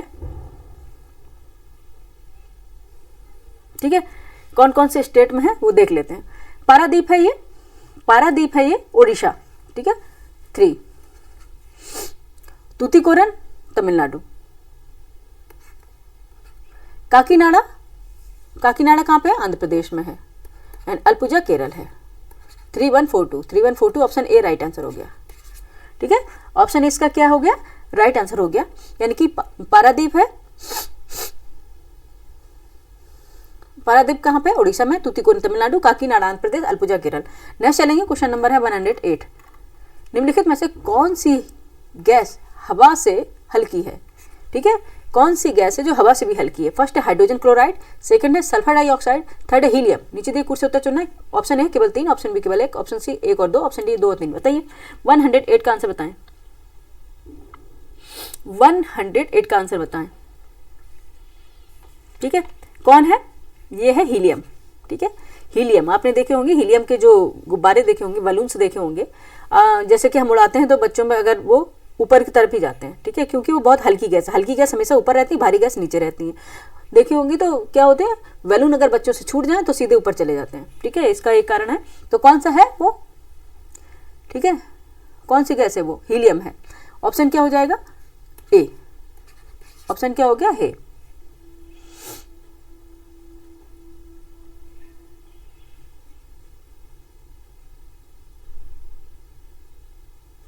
ठीक है, हीलियम He। ठीक है, इसका वो ये हवा से भी काफी हल्की है। ठीक है, याद रखना, ऑप्शन ए। नेक्स्ट चलेंगे, क्वेश्चन नंबर क्या है 109। पूर्वोत्तर के लिए महिला उद्यमिता कार्यक्रम स्वावलंबनी निम्नलिखित में से किस मंत्रालय द्वारा शुरू की गया है। ठीक है, किस मंत्रालय द्वारा शुरू किया गया है। फर्स्ट है कौशल विकास और उद्यमिता मंत्रालय, सेकंड है महिला बाल विकास मंत्रालय, थर्ड है सूक्ष्म लघु मध्यम उद्यम मंत्रालय। नीचे जो कोड दिए गए उनसे आपको option A, option B, option C और में से डी क्या आंसर हो जाएगा बताइए। ठीक है, ये किया गया है कौशल विकास और उद्यमिता मंत्रालय द्वारा। ठीक है, कौशल विकास एंड उद्यमिता मंत्रालय, ऑप्शन हो जाएगा हमारा बी। ठीक है, ऑप्शन क्या हो जाएगा इसका, बी राइट आंसर हो जाएगा। जो स्वावलंबनी कार्यक्रम है कौशल विकास और उद्यमिता मंत्रालय यानी कि MSDE और नीति आयोग द्वारा महिला उद्यमिता को बढ़ावा देने के लिए शुरू किया गया है। ठीक है, इसका एक पायलट कार्यक्रम भी पूर्वोत्तर के राज्यों में चल रहा है, वो है असम, मेघालय, मिजोरम में चलाया जा रहा है। ठीक है, 109 का आंसर हो गया ऑप्शन बी। नेक्स्ट चलेंगे 110 पर। क्वेश्चन नंबर है 110। निम्नलिखित को उनके शासन के काल क्रमानुसार क्रम में व्यवस्थित कीजिए तथा नीचे दिए कुर्सी से उत्तर चुनना है। आपको इसको क्रोनोलॉजिकल ऑर्डर में अरेंज करना है। फर्स्ट है बाजीराव फर्स्ट, सेकंड है बालाजी बाजीराव, थर्ड है बालाजी विश्वनाथ, फोर्थ है माधवराव फर्स्ट। ठीक है, बालाजी राव फर्स्ट, बालाजी बाजीराव, बालाजी विश्वनाथ, माधवराव फर्स्ट। बताइए क्या होंगे नाम इनके, क्रोनोलॉजिकल ऑर्डर क्या होंगे। बालाजी विश्वनाथ है 1713 से 1720, ये इनका टेन्योर है। ठीक है, बाजीराव प्रथम है, बाजीराव फर्स्ट जिसे बोलते हैं, बाजीराव प्रथम है 1720 से 1740। ठीक है, अगर कोई रट पाए तभी हो पाएगा वो। ठीक है, और बालाजी बाजीराव हैं 1740 से, ठीक है, फैक्ट बहुत पूछे गए इसमें, 1740 से 1761। कॉन्सेप्ट क्यों नहीं पूछते हो, फैक्ट क्यों रटवाते हो। और माधवराव प्रथम है 1761 से 1772। ठीक है, इसको अरेंज कर लेते हैं, क्या आ जाएगा, अरेंज कर लेते हैं, अरेंज कर लेंगे। पहले आएगा 3, फिर फर्स्ट, फिर 2, देन 4। डी आंसर हो जाएगा। ठीक है, डी राइट आंसर हो गया। ठीक है, नेक्स्ट चलेंगे 110 क्या हो गया, 10 हो गया, 111 पे चलेंगे। ठीक है, बिल्कुल समय ना लेते हुए चलेंगे 111 पर, जल्दी ही एंडिंग की ओर हम लोग बढ़ रहे हैं। ठीक है, पेशेंस बनाई रखिएगा आप लोग। क्वेश्चन है 111। निम्नलिखित भाषाओं में से कौन सी भारतीय संविधान की 8वीं अनुसूची में शामिल नहीं है, नहीं अंडरलाइन करेंगे सिली मिस्टेक से बचने के लिए। फर्स्ट है नेपाली, डोगरी, बोडो, भोजपुरी। नीचे दिए कुर्सी से उत्तर चुनना है। ऑप्शन ए में केवल 4, ऑप्शन बी में केवल 1, ऑप्शन सी में 1 और 2 और डी में दिया 3 और 4। बताइए क्या आंसर हो जाएगा। ठीक है, जो देखेंगे भारतीय संविधान की 8वीं अनुसूची 22 भाषाएं होती हैं जिनमें शामिल होती हैं, लेकिन इसमें डोगरी है, नेपाली है, बोडो है, लेकिन भोजपुरी इसमें शामिल नहीं है। ठीक है, भारतीय संविधान का भाग यानी कि पार्ट कौन सा है, 17। भाग 17 है जिसमें आर्टिकल 343 से लेकर आर्टिकल 343 से लेकर 351, ठीक है, 343 से लेकर 351 में भाषाओं से संबंधित जानकारी दी गई है, ठीक है, ये भाषाओं से संबंधित है। और आप देखेंगे कि कितनी भाषाएं इसमें शामिल हैं भारतीय संविधान में, 8वीं सूची में 22 भाषाएं शामिल हैं, जिसमें भोजपुरी शामिल नहीं है। तो अब कौन कौन सी शामिल है इसमें जो दिया गया है अकॉर्डिंग इसके, Nepali, Bodo, Dogri, first second third. अच्छा, ये पूछा गया कौन सा शामिल नहीं है, नहीं में कौन सी हो जाएगी बच्चे, भोजपुरी शामिल नहीं है, ओनली 4 जिसमें होगा ओ, ठीक है, ऑप्शन ए इसमें राइट आंसर हो जाएगा, ठीक है। 111 का आंसर हो जाएगा ए, कौन सा नहीं है शामिल वो पूछा था, ठीक है, कौन सी नहीं थी, भोजपुरी नहीं थी। नेक्स्ट चलेंगे, क्वेश्चन नंबर है 112, चांदी की वस्तुओं के संदर्भ में निम्नलिखित में से कौन से कथन सही है आपको बताना। चांदी यानी कि सिल्वर। फर्स्ट है, चांदी की वस्तुएं हवा के संपर्क में आने पर कुछ समय बाद काली हो जाती हैं, बिल्कुल सही है। सेकंड स्टेटमेंट है, ऐसा सिल्वर सल्फाइड की कोटिंग के कारण होता है, ये भी सही है, ठीक है। आपने देखा कि अगर आप सिल्वर की जो पायल पहनते हैं या फिर कोई कड़ा भी आपके पास सिल्वर का है, अगर उसको आप खुला छोड़ देंगे कुछ दिनों बाद आपको वो ब्लैक कलर की दिखेंगी। ऐसा क्यों होता है, क्योंकि उसमें सिल्वर सल्फाइड की कोटिंग हो जाती है, ठीक है, इस कारण होता है। और सिल्वर सल्फाइड की कोटिंग के कारण जो सिल्वर होती है ब्लैक कलर हो जाती है, ठीक है। तो आंसर क्या हो जाएगा, जब दोनों ही करेक्ट है तो आंसर हो जाएगा, इसका आंसर क्या हो जाएगा, D, 1 and 2 both are correct, ठीक है, both are correct, option D इसका राइट आंसर हो जाएगा। नेक्स्ट चलेंगे, 111 हो गया, 111 हो गया, नहीं 112, 113 पे, 113 पे देखते हैं क्या पूछ रहा है। दिल्ली सरकार के बायो डिकम्पोजर एवं स्प्रे कार्यक्रम के संदर्भ में निम्नलिखित में से कौन से कथन सही आपको बताना है, ठीक है। दिल्ली सरकार के बायो डिकम्पोजर एवं स्प्रे कार्यक्रम के संदर्भ में निम्नलिखित में से बताना आपको क्या सही है।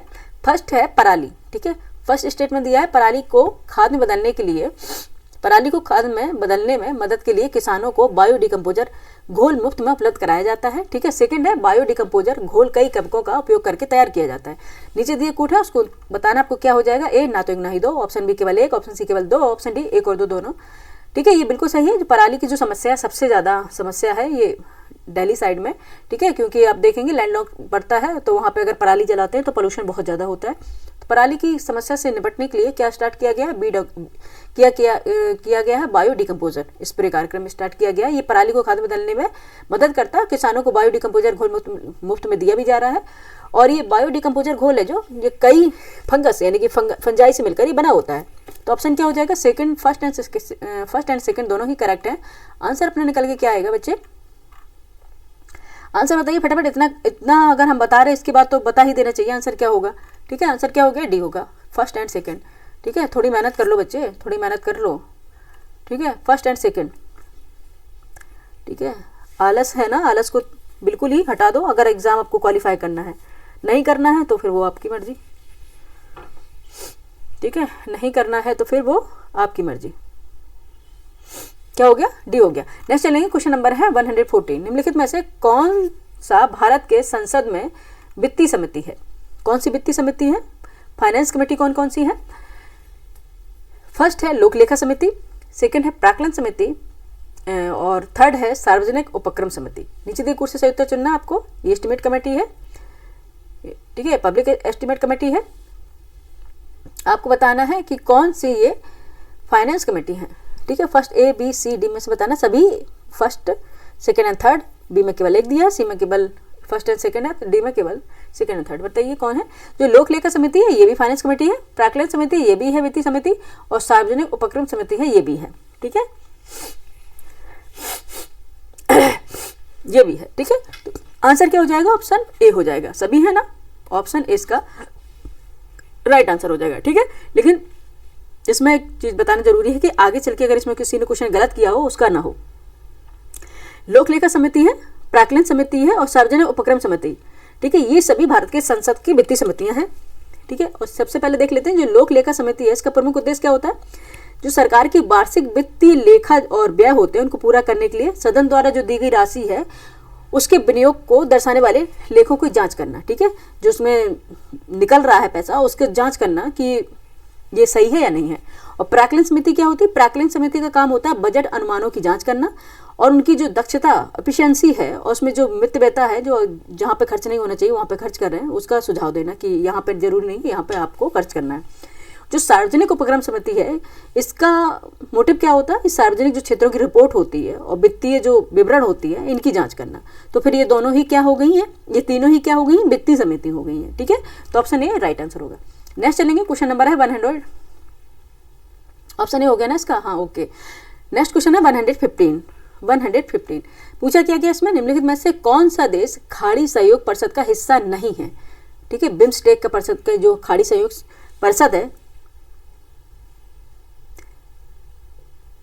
बिम्स्टेक नहीं है, वो अलग है। ठीक है, इसमें निम्नलिखित कौन से देश खाड़ी सहयोग परिषद का हिस्सा नहीं है, आपको बताना कौन से देश इसका हिस्सा नहीं होंगे।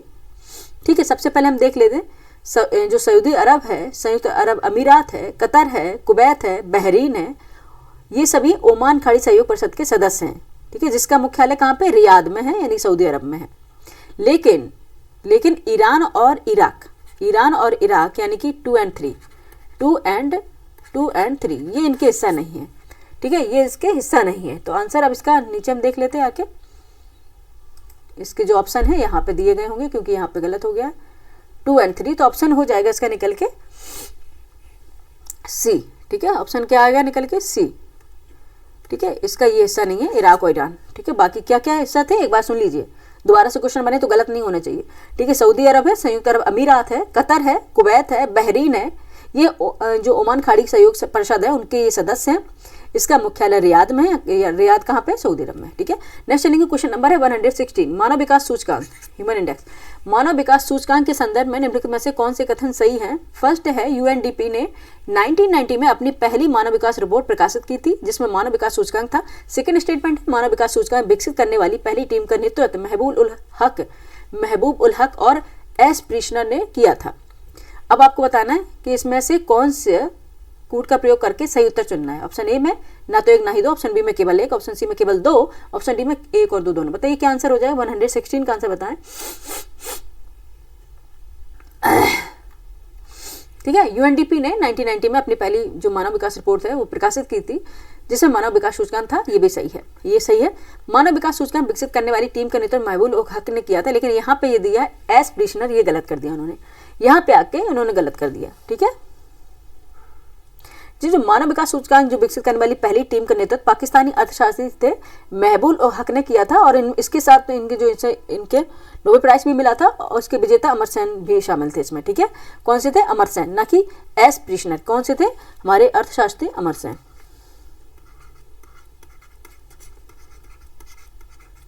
ठीक है, ये शामिल थे, इसलिए गलत हो जाएगा। और आंसर निकल के अपन का क्या आएगा? ये प्रीशनर देने के कारण ये गलत हो गया था। आंसर निकल के आ गया अपना 1 और 2, केवल 1 सही है। तो option B is the right answer of this question. ठीक है, ओके। नेक्स्ट चलेंगे, क्वेश्चन नंबर है 117, निम्नलिखित में से कौन से युग में सही सुमेलित नहीं है? नहीं पर अंडरलाइन करेंगे ह्यूमन एरर से बचने के लिए, सिली मिस्टेक से बचने के लिए। फर्स्ट है राष्ट्रीय मतदाता दिवस, यानी कि वोटिंग डे होता है जो भारत का 25 जनवरी को है, क्या बताइए। सेकंड है संविधान दिवस, कब मनाते हैं ये बताइए, अभी निकला है जस्ट, फिर भी अगर आपको याद नहीं है तो क्या ही बताएं। थर्ड है मानवाधिकार दिवस, विश्व में जो मनाया जाता है वो कब है। आइए मिला लेते हैं सबसे पहले, उसके बाद इसके कोर्स से सहायता से देख लेंगे कौन सा इसमें क्या है करेक्टली मैच नहीं है, ये बताना। ऑप्शन ए केवल 3, ऑप्शन बी केवल 1, ऑप्शन सी 1 और 2, डी 2 और 3। 117 का आंसर बताए फटाफट, क्या होगा?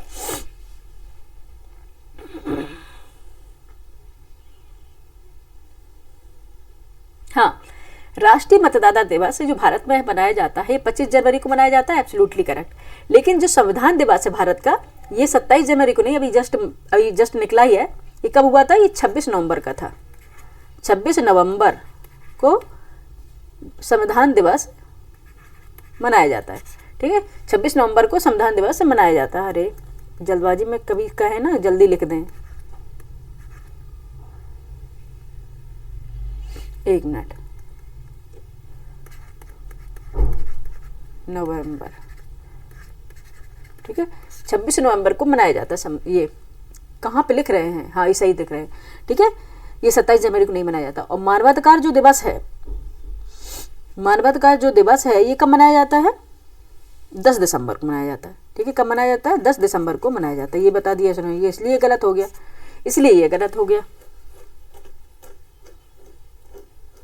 ठीक है, और बताएंगे जो 26 नवंबर है 1949 को भारत के संविधान को स्वीकृत किया था, यानी कि अपनाया था, इसलिए 26 नवंबर को मनाया जाता है संविधान दिवस।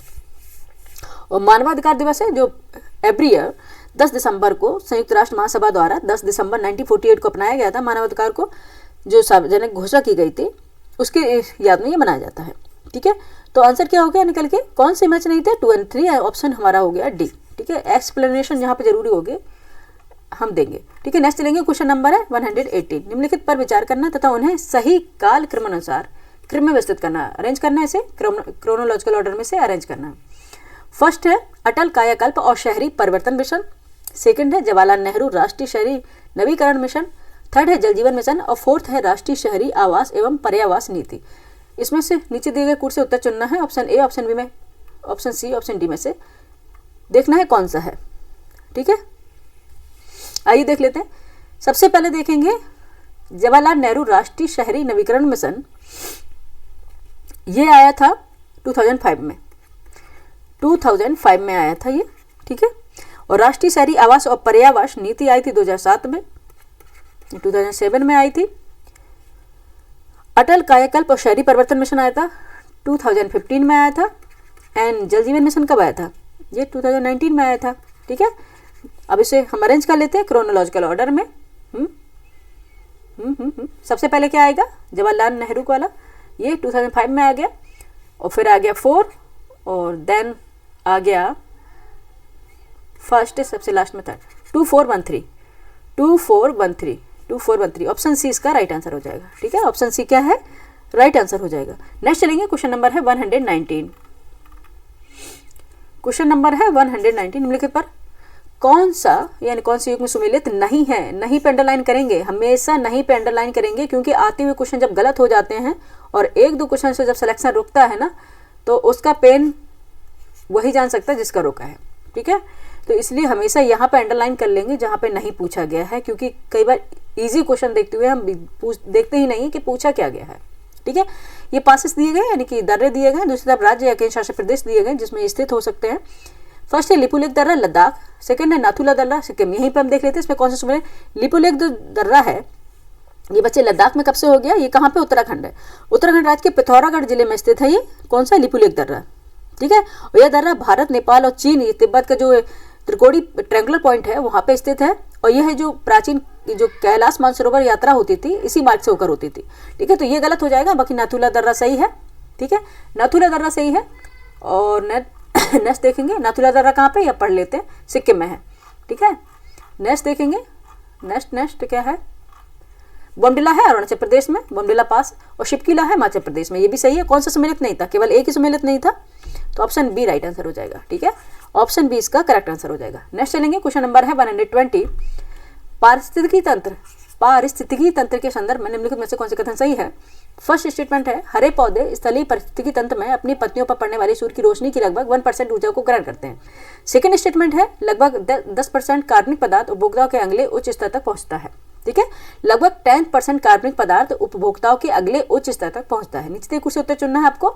ऑप्शन ए है ना तो एक ना ही 2 हो, ऑप्शन बी केवल 1, ऑप्शन सी केवल 2, ऑप्शन डी ना एक और 2 दोनों। बताइए, बोथ आर करेक्ट। बताइए क्या हो जाएगा, 120 का आंसर बताएं फटाफट। स्पीड स्लो हम नहीं करेंगे क्योंकि बहुत लंबा वीडियो बनता है बच्चे। ठीक है, बहुत लंबा वीडियो बनता है, फिर वो बहुत बोरिंग हो जाता है फिर बच्चों के लिए। ठीक है, इतना समय नहीं है किसी के पास कि इतना टाइम दे पाएँ। आंसर क्या हो जाएगा, हरे पौधे जो होते हैं, ग्रीन प्लांट्स होते हैं, स्थलीय पारिस्थितिकी तंत्र में अपनी पत्तियों पर पड़ने वाली सूर्य की रोशनी की लगभग 1% जो एनर्जी है उसको एब्जॉर्ब करते हैं। ठीक है, एब्सोल्युटली करेक्ट। नेक्स्ट दिया गया लगभग 10% कार्बनिक पदार्थ उपभोक्ताओं के अगले उच्च तक पहुंचते हैं। ठीक है, नेक्स्ट जो ट्रॉपिक लेवल होता है उस पर पहुंचने के लिए कितना परसेंट ऊर्जा यूज करते हैं, 10%। ठीक है, 90% वो क्या होती है, चली जाती है, वापस रिफ्लेक्ट हो जाती है। वो पूरा 10% का नियम है, वो आप लोग पता ही होगा आप लोगों को। आंसर हो जाएगा बोथ आर करेक्ट। ठीक है, both are correct, option D right answer हो जाएगा।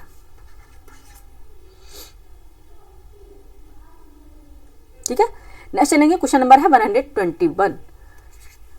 प्रोटीन के पाचन के लिए आमाशय में निम्नलिखित में से कौन से एंजाइम निकलते हैं, यानी कौन सा एंजाइम निकलता है। काइमोट्रिप्सिन, सेकंड है ट्रिप्सिन, थर्ड है पेप्सिन। नीचे दिए कूट से उत्तर चुनना आपको केवल एक, ऑप्शन ए में दिया केवल 3, ऑप्शन बी में 1 2 3 दिया है, सी में दिया है 1 और 2, डी में दिया है 2 3। बताइए क्या हो जाएगा। प्रोटीन के पाचन के लिए आमाशय में से निम्नलिखित में से कौन सा एंजाइम रिलीज होता है, ठीक है, वो आपको बताना है। ठीक है, कौन सा होता है, पेप्सिन। प्रोटीन के पाचन के लिए जो रिलीज होता है वो होता है पेप्सिन होता है। ठीक है, पेप्सिन होता है आमाशय में होता है, यानी कि स्टमक में। ठीक है, और जो काइमोट्रिप्सिन है ये होता है अग्नाशय यानी कि पैनक्रियाज में। अग्नाशय में यानी कि स्त्रावित यानी कि रिलीज होने वाला है, ये छोटी आंत में काम करता है। अग्नाशय द्वारा स्त्रावित होकर छोटी आंत में काम करने वाला है काइमोट्रिप्सिन। ठीक है, ये वाला है, यहाँ पे हम लिख दें अग्नाशय यानी पैनक्रियाज। ठीक है, ट्रिप्सिन है अग्नाशय द्वारा ये भी स्त्रावित होता है। नहीं, क्या हम बता रहे थे आपको, हाँ ठीक है सही बता रहे, ये भी अग्नाशय से ही होता है, ट्रिप्सिन भी सही बता रहे, अग्नाशय से ये भी होता है और छोटी आंत में ये भी काम करता है। ठीक है, तो ये भी सही है, ये दोनों है पैनक्रियाज से होते हैं, लेकिन पेप्सिन है ये कहाँ पे होता है, स्टमक में होता है, आमाशय में ये रिलीज होता है। ये और क्या किसके लिए होता है, ये प्रोटीन के पाचन के लिए होता है। ठीक है, प्रोटीन के पाचन के लिए होता है। ऑप्शन क्या हो जाएगा हमारा निकल के, ए बता ही दिया पहले से, बाकी हम ये आपको एक्सप्लेन कर रहे थे। नेक्स्ट देखेंगे 122, सूची फर्स्ट को सूची सेकंड से सम्मिलित करना, सूची में दिए गए कूट का प्रयोग का सही उत्तर चुनना है। एक तरफ लौह अयस्क के खान है यानी कि आयरन ओर्स माइंस है, दूसरी तरफ स्टेट है। आइए देख लेते हैं, इसको पहले हम मिला लेते हैं तभी जाके आंसर इसका ड्राइव होगा। ठीक है, गुरु महसानी है जो आयरन ओर्स माइंस है, गुरु महसानी।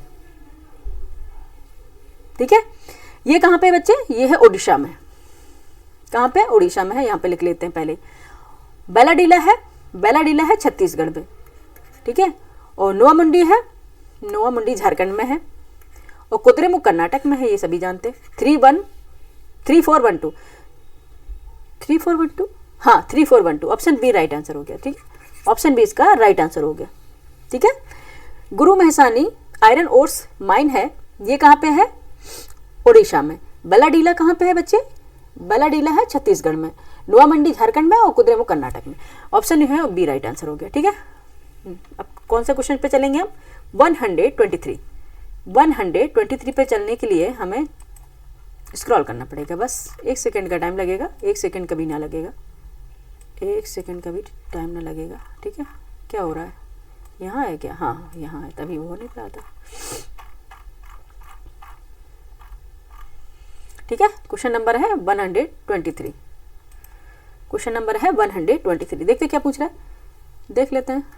निम्नलिखित में से कौन से देश बंगाल की खाड़ी बहुक्षेत्रीय तकनीकी और आर्थिक सहयोग पहल बिम्स्टेक का सदस्य नहीं है, यहाँ अंडरलाइन करेंगे। First Thailand, second Nepal, third है भूटान, फोर्थ है इंडोनेशिया। नीचे दिए कुछ से सही उत्तर चुनना। ऑप्शन ए में दिया है केवल 4, ऑप्शन बी में केवल 1, ऑप्शन सी में 2 और 3, ऑप्शन डी में 1 और 4। 123 का आंसर बताएं फटाफट क्या होगा, देखेंगे। बांग्लादेश, भूटान, ठीक है, जो बंगाल की खाड़ी बहुक्षेत्रीय तकनीकी जो देश हैं, बंगाल की खाड़ी बहुक्षेत्रीय तकनीकी और आर्थिक सहयोग पहल जिसे बोलते हैं बिम्स्टेक, इनके कौन से सदस्य देश होंगे, बांग्लादेश है, भूटान है। ठीक है, बांग्लादेश है, भूटान होगा, भारत हमारा है, म्यांमार है, नेपाल है, थाईलैंड है, श्रीलंका है। ठीक है, जो बंगाल की खाड़ी के जो तटवर्ती देश हैं, ठीक है, इन्हें बोलते हैं बंगाल की खाड़ी बहुक्षेत्रीय तकनीकी और आर्थिक सहयोग पहल, जिन्हें बोलते हैं बिम्स्टेक। ठीक है, जो है बांग्लादेश, भूटान, भारत, म्यांमार, नेपाल, श्रीलंका, थाईलैंड। ठीक है, ये हैं बंगाल की खाड़ी के तटवर्ती देश हैं। बंगाल की खाड़ी बहुक्षेत्रीय तकनीकी और आर्थिक सहयोग पहल यानी कि बिम्स्टेक के सदस्य हैं। ठीक है, तो आंसर क्या हो गया, कौन से नहीं है, अब बताइए कौन से नहीं है, कौन सा नहीं होगा, इंडोनेशिया नहीं है। ठीक है, इंडोनेशिया नहीं है, ऑप्शन ए राइट आंसर हो गया। ठीक है, कौन कौन से हैं, बांग्लादेश, भूटान, भारत, म्यांमार, नेपाल, श्रीलंका, थाईलैंड। ठीक है, ये है, तो कौन सा नहीं है, इंडोनेशिया नहीं है, ऑप्शन ए राइट आंसर हो गया। नेक्स्ट चलेंगे, क्वेश्चन नंबर है 124। निम्नलिखित में से कौन सी जगह 1816 की सुगौली संधि के तहत ब्रिटिश ईस्ट इंडिया कंपनी द्वारा प्राप्त की गई थी। आपको बताना निम्नलिखित में से कौन सी जगह 1816 की सुगौली संधि के तहत ब्रिटिश ईस्ट इंडिया कंपनी द्वारा प्राप्त की गई थी, वो कौन सी? First Kathmandu, second Shimla, third Ranikhet, fourth Nainital. नीचे दिए कुछ से उत्तर चुनना आपको, बताइए कौन सा है। ऑप्शन ए केवल 3 4, ऑप्शन बी केवल 1, ऑप्शन सी केवल 2, ऑप्शन डी 2 3 और 4। 124 का आंसर बताएं। बस हम एंडिंग की ओर जा रहे हैं अपने बच्चे, एंडिंग की ओर जा रहे हैं, ठीक है। बताइए, जो 1816 की सुगौली की संधि हुई थी ब्रिटिशों को कुमाऊं और गढ़वाल के क्षेत्र, ठीक है, कुमाऊं और गढ़वाल के क्षेत्र दिए गए, तराई के कुछ क्षेत्र शामिल थे, जैसे जो सिक्किम में मिले थे। इस संधि ने ब्रिटिश ईस्ट इंडिया जो कंपनी थी उसको शिमला, रानीखेत और नैनीताल जैसे पहाड़ी क्षेत्र इन पर नियंत्रण दे दिया था। कहाँ पे दिया था? शिमला, नैनीताल, रानीखेत, काठमांडू पर नहीं था, ठीक है। तो आंसर क्या हो जाएगा? 2 3 4, 2 3 4, ऑप्शन डी इसका राइट आंसर होगा, ठीक है, ऑप्शन डी राइट आंसर हो जाएगा। नेक्स्ट चलेंगे, क्वेश्चन नंबर है 125। नीचे 2 कथन दिए गए जिसमें से एक को अभिज्ञता ने कारण आर का है, ऐसा संयोजन क्वेश्चन है। अभिज्ञता ने है निर्धनता रेखा समय और देशों के अनुरूप भिन्न होती है, ठीक है। निर्धनता रेखा समय और देशों के अनुरूप, निर्धनता रेखा समय और देशों के अनुरूप भिन्न होती है। कारण आर है लोगों की मूलभूत आवश्यकताएं क्षेत्रों और समय के अनुसार भिन्न होती हैं, ठीक है। बिल्कुल सही बात है, बिल्कुल सही बात है। जो निर्धनता रेखा है, ठीक है, जो निर्धनता रेखा है समय और देशों के अनुरूप भिन्न हो सकती है, बिल्कुल सही है। और लोगों की जो मूलभूत आवश्यकताएं होती हैं, फंडामेंटल जो नीड्स होती हैं, वो भी क्या जो होती है समय के साथ अलग अलग हो सकती हैं, ठीक है। तो दोनों ही सही है, ए दोनों सही है और आर की सही व्याख्या भी कर रहा है। ऑप्शन बी राइट आंसर हो जाएगा, ठीक है। सिंपल सा क्वेश्चन था, कॉमन सेंस का क्वेश्चन था ये, ठीक है, कॉमन सेंस का क्वेश्चन था। 125 का आंसर हो गया बी। नेक्स्ट चलेंगे, ऑप्शन बी उसका राइट आंसर हो गया। नेक्स्ट चलेंगे क्वेश्चन नंबर 126। भारत के निम्नलिखित राष्ट्रपतियों के कार्यकाल पर विचार करना है तथा इन्हें सबसे पहले से लेकर आखिरी तक के सही काल क्रमानुसार क्रम व्यवस्थित करना है, क्रोनोलॉजिकल ऑर्डर में अरेंज करना है। फर्स्ट है नीलम संजीव रेड्डी, सेकंड है के.आर. नारायण, थर्ड है ए.पी.जे. अब्दुल कलाम, फोर्थ है आर वेंकट रमन, ठीक है, 4 है आर वेंकट रमन। तो बताइए, इन नीचे दिए कुर्सी से उत्तर चुनना है, इनको इनके टेन्योर यानी कि अकॉर्डिंग इनके पीरियड के क्रोनोलॉजिकल ऑर्डर में अरेंज करना है, ठीक है, अकॉर्डिंग इनके टेन्योर के क्रोनोलॉजिकल ऑर्डर में अरेंज करना है। आइए देख लेते हैं। नीलम संजीव रेड्डी हैं, नीलम संजीव रेड्डी हैं, ये जुलाई 1977 से जुलाई 1982 इनका टेन्योर था, ठीक है। यहाँ पे हम लिखेंगे, ठीक है, ये भारत के क्या थे? 6वें राष्ट्रपति थे, ठीक है। हम बोलते जाएंगे क्योंकि यहाँ पे इतनी जगह नहीं लिखने की, आप लोग सुन लीजिए और नोट्स बना लीजिए। नीलम संजीव रेड्डी हैं जो जुलाई 1977 से जुलाई 1982 भारत के क्या थे? 6ठे राष्ट्रपति थे। और के.आर. नारायण थे जुलाई 1997 से जुलाई 2002, जुलाई 1997 से जुलाई 2002 ये भारत के 10वें राष्ट्रपति थे। यहाँ पे हम लिख दें 10th, ठीक है। यहाँ पे कौन से थे? 6th पोजीशन के प्रेसिडेंट थे।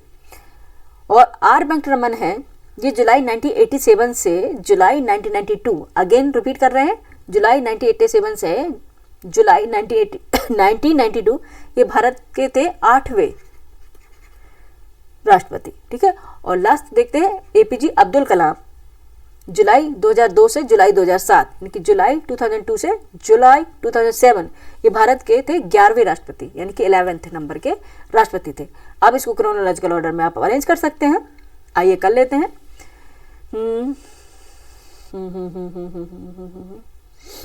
आंसर निकल के क्या आ गया बच्चा? अच्छा, ये जुलाई इसका टेन्योर पीरियड हम देख लिया, आपने लिख लिया होगा। आंसर निकल के आएगा 1423, ऑप्शन सी राइट आंसर हो जाएगा। 126 का आंसर क्या होगा? सी होगा, ऑप्शन सी, ठीक है। नेक्स्ट चलेंगे, क्वेश्चन नंबर है 127। अब चलेंगे 127 पे, ठीक है, 127 पे चलेंगे। क्वेश्चन नंबर है 127, देखते हैं क्या पूछ रहा है, ठीक है, क्या पूछ रहा है। उत्तर प्रदेश के संदर्भ में पूछ रहा है, उत्तर प्रदेश के संदर्भ में निम्नलिखित में से कौन से कथन सही हैं, ये आपको बताना है। फर्स्ट स्टेटमेंट है उत्तर प्रदेश देश में आलू का अग्रणी उत्पादक है, प्रोड्यूसर है, ठीक है। सेकंड स्टेटमेंट है भारत सरकार ने अलीगढ़ में अंतर्राष्ट्रीय आलू केंद्र के दक्षिण एशिया क्षेत्रीय केंद्र की स्थापना को मंजूरी दी है। नीचे दिए कुछ उत्तर आपको चुनना है। ऑप्शन ए है ना तो एक ना ही दो, ऑप्शन बी है केवल एक, ऑप्शन सी केवल दो, ऑप्शन डी एक और दो दोनों। बताइए आंसर क्या हो जाएगा? 127 का आंसर बताएं, फटाफट बताएं, ठीक है। क्या होगा? क्या होगा? ठीक है, उत्तर प्रदेश देश में आलू का अग्रणी उत्पादक है, एब्सोल्युटली करेक्ट है। लेकिन भारत सरकार ने अलीगढ़ में अंतर्राष्ट्रीय आलू केंद्र के दक्षिण एशिया क्षेत्र के केंद्र की स्थापना नहीं दी है, ठीक है, ये वाला गलत हो जाएगा क्योंकि 27 जून 2025 को अंतर्राष्ट्रीय आलू केंद्र CIP ने उत्तर प्रदेश के आगरा के, ना कि अलीगढ़ के, ठीक है, उत्तर प्रदेश के आगरा के सिंगना में CIP दक्षिण एशिया, ठीक है, CIP दक्षिण एशिया क्षेत्रीय केंद्र यानी कि CSRC की स्थापना की घोषणा की, ना कि अलीगढ़ में की है, आगरा में की है, ठीक है, इसलिए गलत हो गया था। तो हमारा निकल के आएगा क्या सही है, केवल एक सही statement, option B right answer होगा, ठीक है, ऑप्शन बी राइट आंसर हो जाएगा। नेक्स्ट चलेंगे 128 पर। सूची फर्स्ट को सूची सेकंड से सुमेलित करना है और उसके दिए गए कूट से उत्तर भी चुनना है। सूची फर्स्ट है, अनुसूची शेड्यूल से दी गई है, दूसरी तरफ उसके सब्जेक्ट दिए गए हैं, कौन है इसमें से, ये सुमेलित कर लेते हैं। 7वीं 8वीं 9वीं 10वीं अनुसूचियां हैं, इनको सुमेलित कर लेते हैं, उसके बाद ये आंसर निकलेगा। 7वीं अनुसूची है, आर्टिकल 246 में दिया गया संघ, ठीक है, संघ राज्य और समवर्ती सूचियों से संबंधित है ये, ठीक है, कौन से है, संघ राज्य और समवर्ती सूची से संबंधित है, 3 आ गया, ठीक है। और 8वीं अनुसूची है ये आर्टिकल 344 से लेकर 351 में संविधान द्वारा मान्यता प्राप्त जो 22 भाषाएं हैं उससे संबंधित है। तो ये कहाँ पे आ गई बच्चे, बताइए कहाँ पे हो गई, भाषा से संबंधित हो गई, तो फर्स्ट हो गई। 9वीं अनुसूची है, पहला संविधान संशोधन हुआ था, ठीक है, पहला संविधान संशोधन अधिनियम हुआ था 1951 में हुआ था, पहला संविधान संशोधन 1951 में हुआ था। कुछ अधिनियमों और बेनियमों के सत्यापन से संबंधित है ये है, ये 9वीं है यहाँ से, ठीक है, ये से संबंधित है, यहाँ 4 आ गया, ठीक है। और 10वीं अनुसूची है जो 52वां संविधान संशोधन हुआ था, 52वां संविधान संशोधन हुआ था, कब हुआ था, 1985, ठीक है, 52वां संविधान संशोधन अधिनियम 1985 द्वारा दल बदल के आधार पर अयोग्यता से संबंधित है 10वीं अनुसूची, ठीक है, ये तो सभी को पता है, ये तो कितनी बार ही पूछ चुके हैं, अब तो रटी गई होगी। 3142 ऑप्शन ए राइट आंसर होगा, ठीक है, ऑप्शन ए इसका राइट आंसर हो जाएगा, ठीक है। नेक्स्ट चलेंगे, क्वेश्चन नंबर है 129। नीचे 2 कथन दिए गए हैं जिसमें एक को अभिकथन है, दूसरे को आर कहा गया। अभिकथन है, सामान्यतः सीसा तथा टिन की मिश्र धातु का प्रयोग फ्यूज तार के पदार्थ के रूप में किया जाता है, ठीक है, सीसा और टिन होता है, इनकी जो मिक्स करके इसकी जो धातु जो एक मेटल बनता है उसका जो फ्यूज तार बनाया जाता है, ठीक है, ये बिल्कुल सही है। कारण आ रहा है, सीसा और टिन की मिश्र धातु का गलना तांबे और एल्युमिनियम की गलना से अधिक होता नहीं, अगर इससे अधिक होगा तो ये फ्यूज उड़ेगा कैसे फिर, ठीक है, जब क्या होता है पावर बहुत अधिक हो जाएगा तो ऐसा फ्यूज लाया जाता है कि बहुत जल्दी से वो वहां गल जाए, जिससे वहां जो आगे जो धारा प्रवाहित हो रही, जो आगे जाके इलेक्ट्रिसिटी की, वो उसको रोक दे, ठीक है, इसलिए इसका काम किया जाता है, ना कि लगातार जाता रहेगा तो फ्यूज का मतलब ही क्या रह गया, ठीक है, फ्यूज का मतलब ही क्या रह गया फिर। तो आंसर क्या हो जाएगा, आंसर क्या हो जाएगा,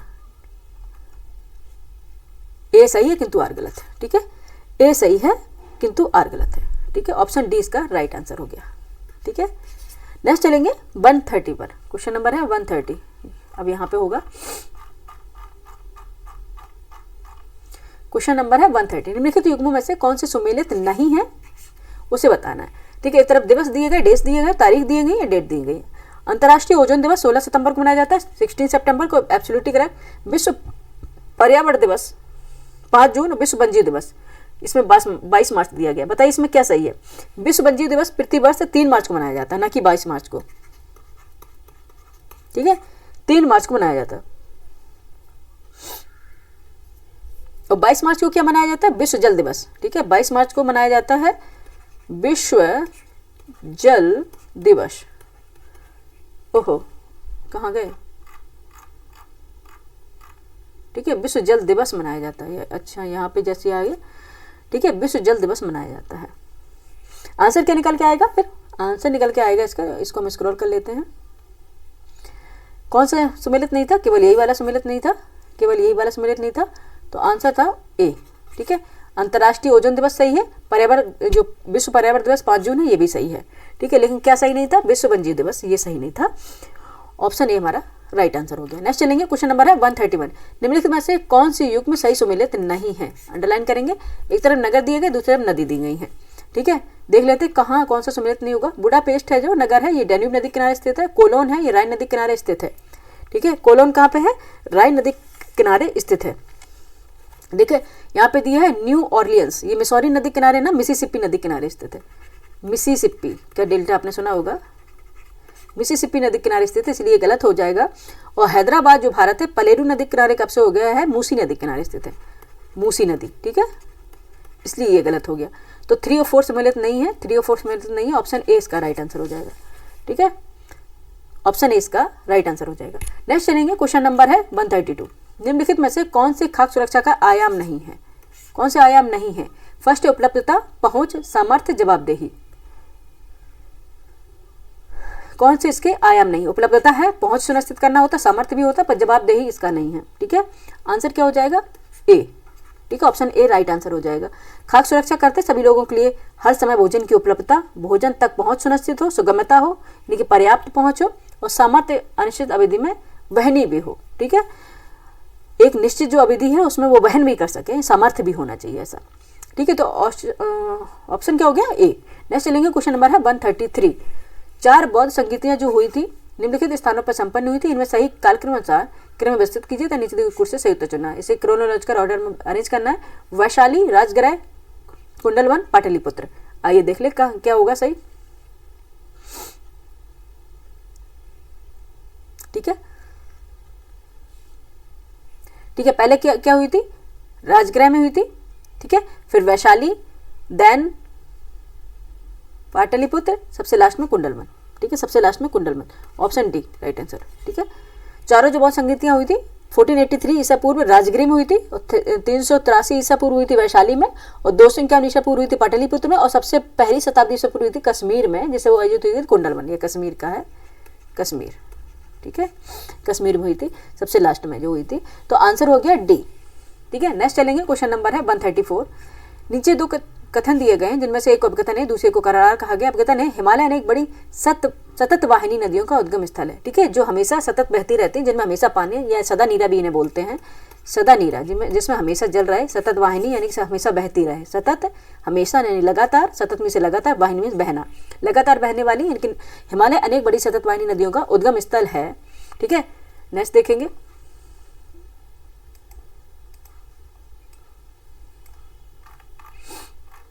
सेकंड स्टेटमेंट क्या था, आइए देख ले रहे, ठीक है। सेकंड स्टेटमेंट था ये, सेकंड स्टेटमेंट था, कारण था कि हिमालय की ऊंची श्रेणियां सदा हिमाच्छादित रहती है, ठीक है, ये भी सही है, ठीक है। जो सतत वाहिनी क्या है, जो उसमें ग्लेशियर है यानी कि हिमनद है, वो हमेशा वहाँ की जो ऊंची श्रेणियां हिमाच्छादित रहेंगी, वही पिघल के पानी है उसका मेल्ट होता रहता है और पानी बहता रहता है, तो ये भी सही है। तो क्या आंसर क्या होगा निकल के? आंसर निकल के क्या आएगा बच्चे, 1 मिनट, ठीक है, ये क्या होगी? दोनों ही सही है यार, दोनों सही, यार सही व्याख्या करता, ऑप्शन बी राइट आंसर हो गया, ठीक है, ऑप्शन बी इसका राइट आंसर हो गया 134 का, ठीक है। नेक्स्ट चलेंगे, क्वेश्चन नंबर है 135। नीचे 2 कथन दिए गए, दूसरे में एक को अभिकथन ए और दूसरे को आर कहा गया। अभिकथन ए है, सतत विकास लक्ष्यों की वैश्विक सफलता के लिए भारत की सफलता महत्वपूर्ण है, ठीक है। कारण आर है, भारत में विश्व की कुल जनसंख्या के लगभग 6वां हिस्सा निवास करता है, ये भी सही है, ठीक है, ये भी सही है, तो दोनों ही सही है। तो आंसर क्या हो जाएगा? ए आर दोनों सही, और एक ही सही व्याख्या भी करता है, ऑप्शन बी इसका राइट आंसर हो गया, ठीक है, ऑप्शन बी क्या इसका राइट आंसर हो गया, ठीक है, क्या हो गया? राइट आंसर हो गया। भारत वैश्विक जनसंख्या के लगभग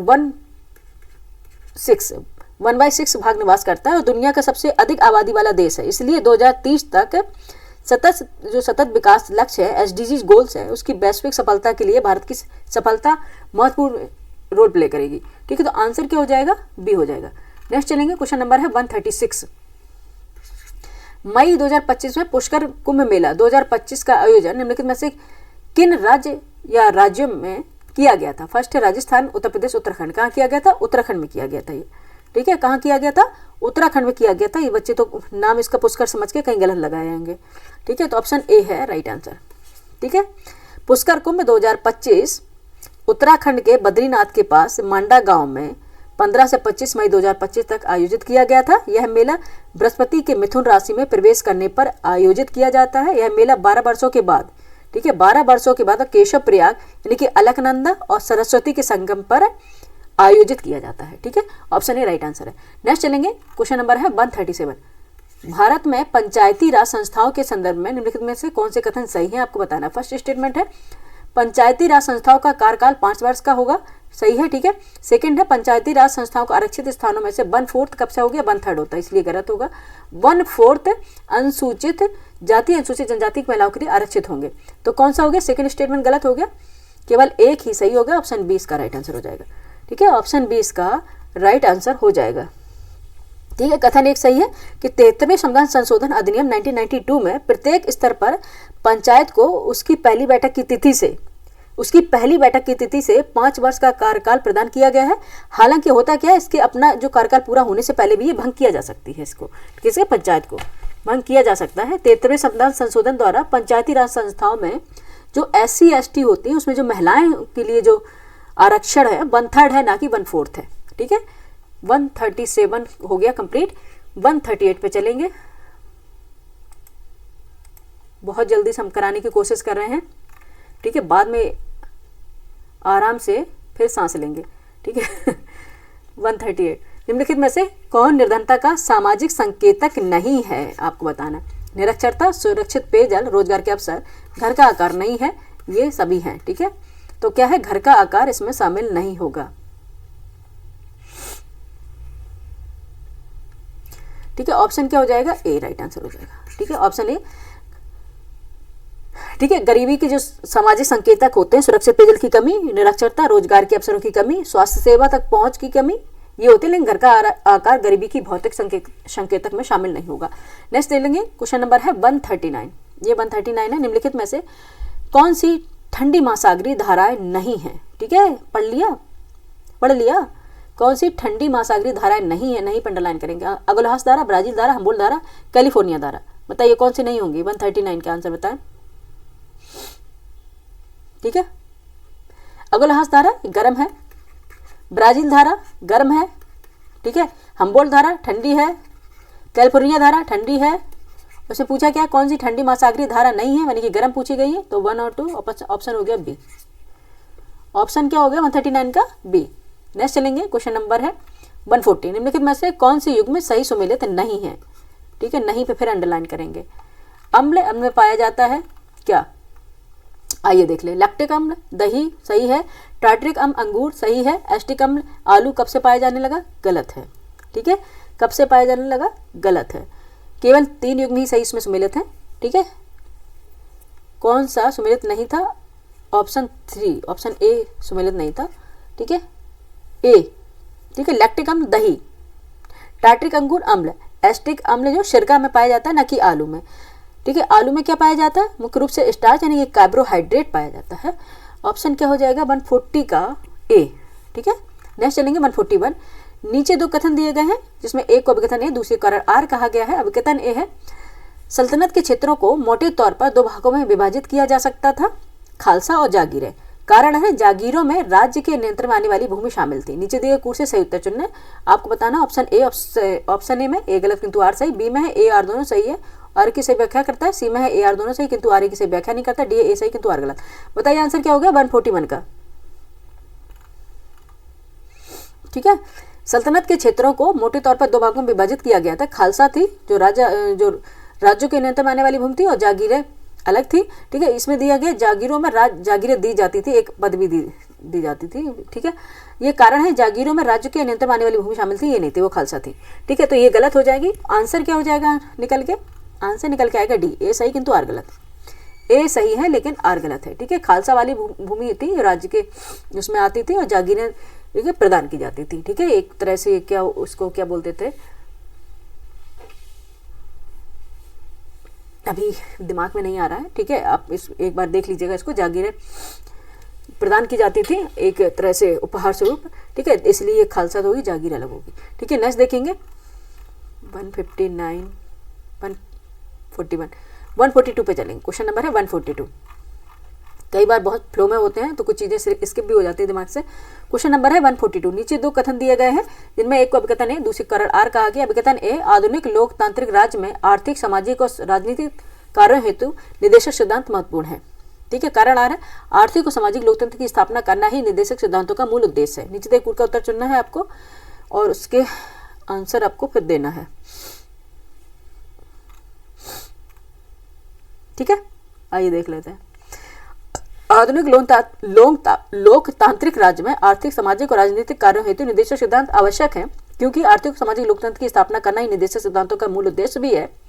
राज्य के नीति निदेशक सिद्धांत यानी डीपीएसपी संविधान के भाग किसमें है? 4 में है, आर्टिकल 36 से 51 तक है।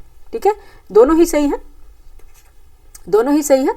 आंसर निकल के आएगा अपना ए आर, दोनों सही है और एक सही व्याख्या कर रहा है, एक्सप्लेनेशन कर रहा है। ठीक है, नेक्स्ट चलेंगे। क्वेश्चन नंबर है 143। नीचे दो कथन दिए गए जिसमें एक को विकथन ए, दूसरे कारण आर कहा गया। विकथन ए है सतत विकास पर्यावरण को नुकसान पहुंचाए बिना, सतत विकास पर्यावरण को नुकसान पहुंचाए बिना होना चाहिए और वर्तमान के विकास को भविष्य की पीढ़ियों की जरूरतों के साथ समझौता नहीं करना चाहिए। कारण आ रहा है एजेंडा 21 पर विश्व के नेताओं द्वारा 1995 में हस्ताक्षर किए गए थे। ठीक है, बताइए क्या है?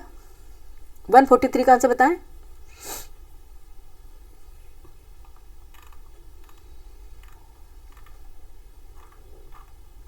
एक मिनट बच्चे। सतत विकास पर्यावरण को नुकसान पहुंचाए बिना होना चाहिए और वर्तमान में विकास को भविष्य की पीढ़ियों की जरूरतों के साथ समझौता नहीं करना चाहिए, ये सही है। और एजेंडा 21 विश्व के नेताओं द्वारा 1995 में हस्ताक्षर किए गए थे, ये गलत है। ठीक है, ये गलत है।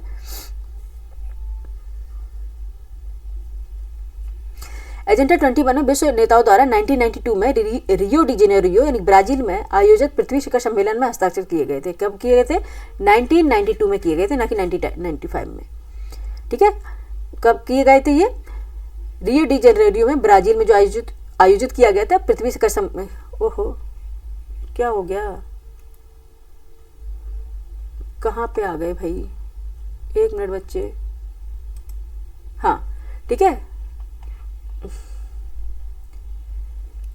ठीक है, जो पृथ्वी शिखर सम्मेलन हुआ था 1995 में नहीं हुआ था ये। ठीक है, ये कहाँ पे हुआ था?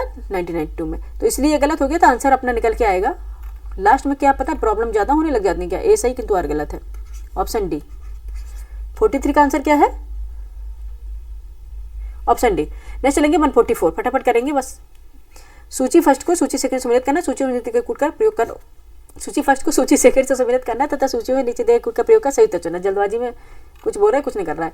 मिशन है और प्रक्षेपण तिथि है। आइए इसको सम्मिलित कर लेते हैं, तब जाके आंसर निकलेगा। 144 है ना।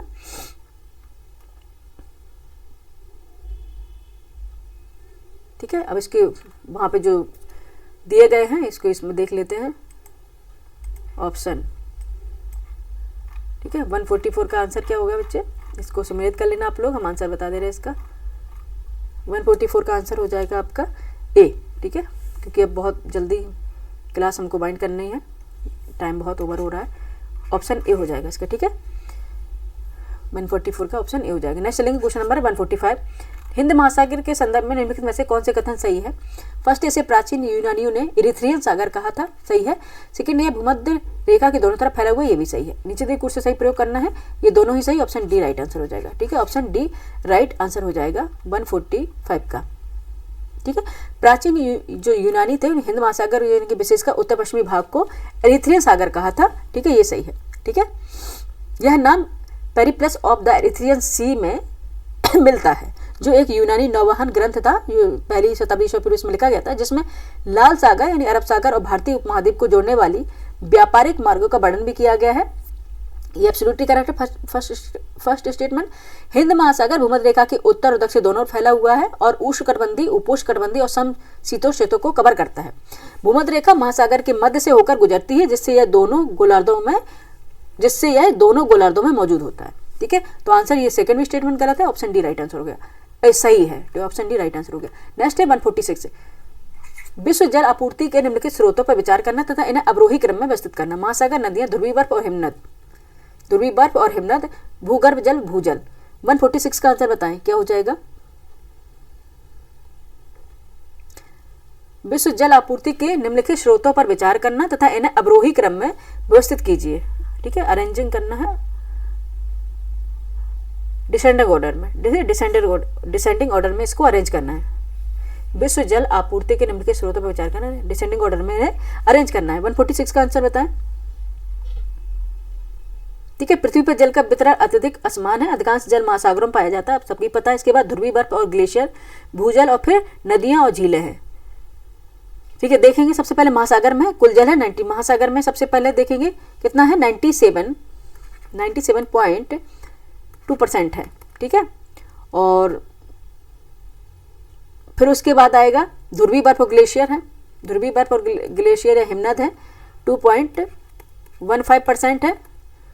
और नदियां हैं 0.02% है। और भूजल हैं, भूगर्भ जल हैं, ये है 0.63%। अब इसको हम निकालेंगे तो इसका अरेंज ऑर्डर निकालेंगे, निकलेगा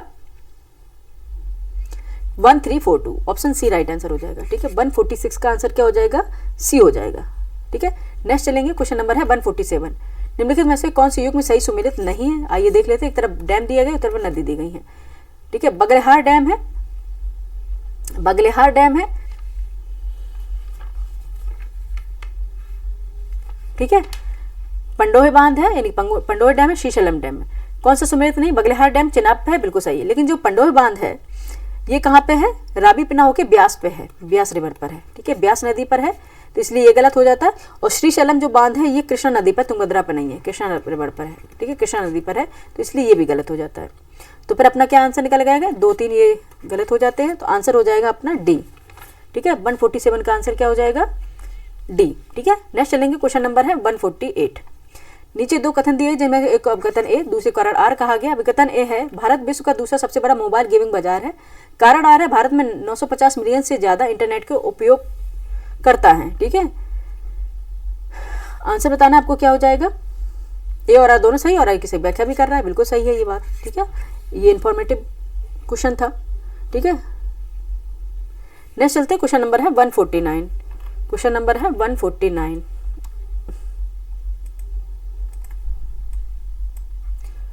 अरे बाबा,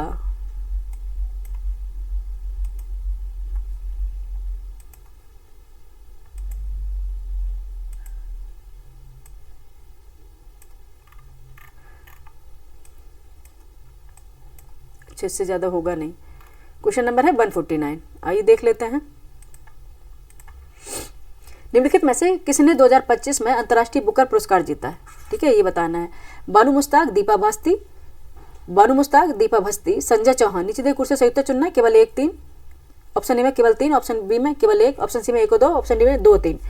149 का आंसर बताएं फटाफट, ठीक है। क्या हो जाएगा, किसने जीता, बानू मुश्ताक ने और दीपा भस्ती ने, ऑप्शन हो जाएगा सी, ठीक है, ऑप्शन हो जाएगा सी। बानू मुश्ताक और दीपा भस्ती को उनके उपन्यास, जो उनके उपन्यास हैं हार्ट लैम्प के लिए 2025 का अंतर्राष्ट्रीय बुकर पुरस्कार दिया गया।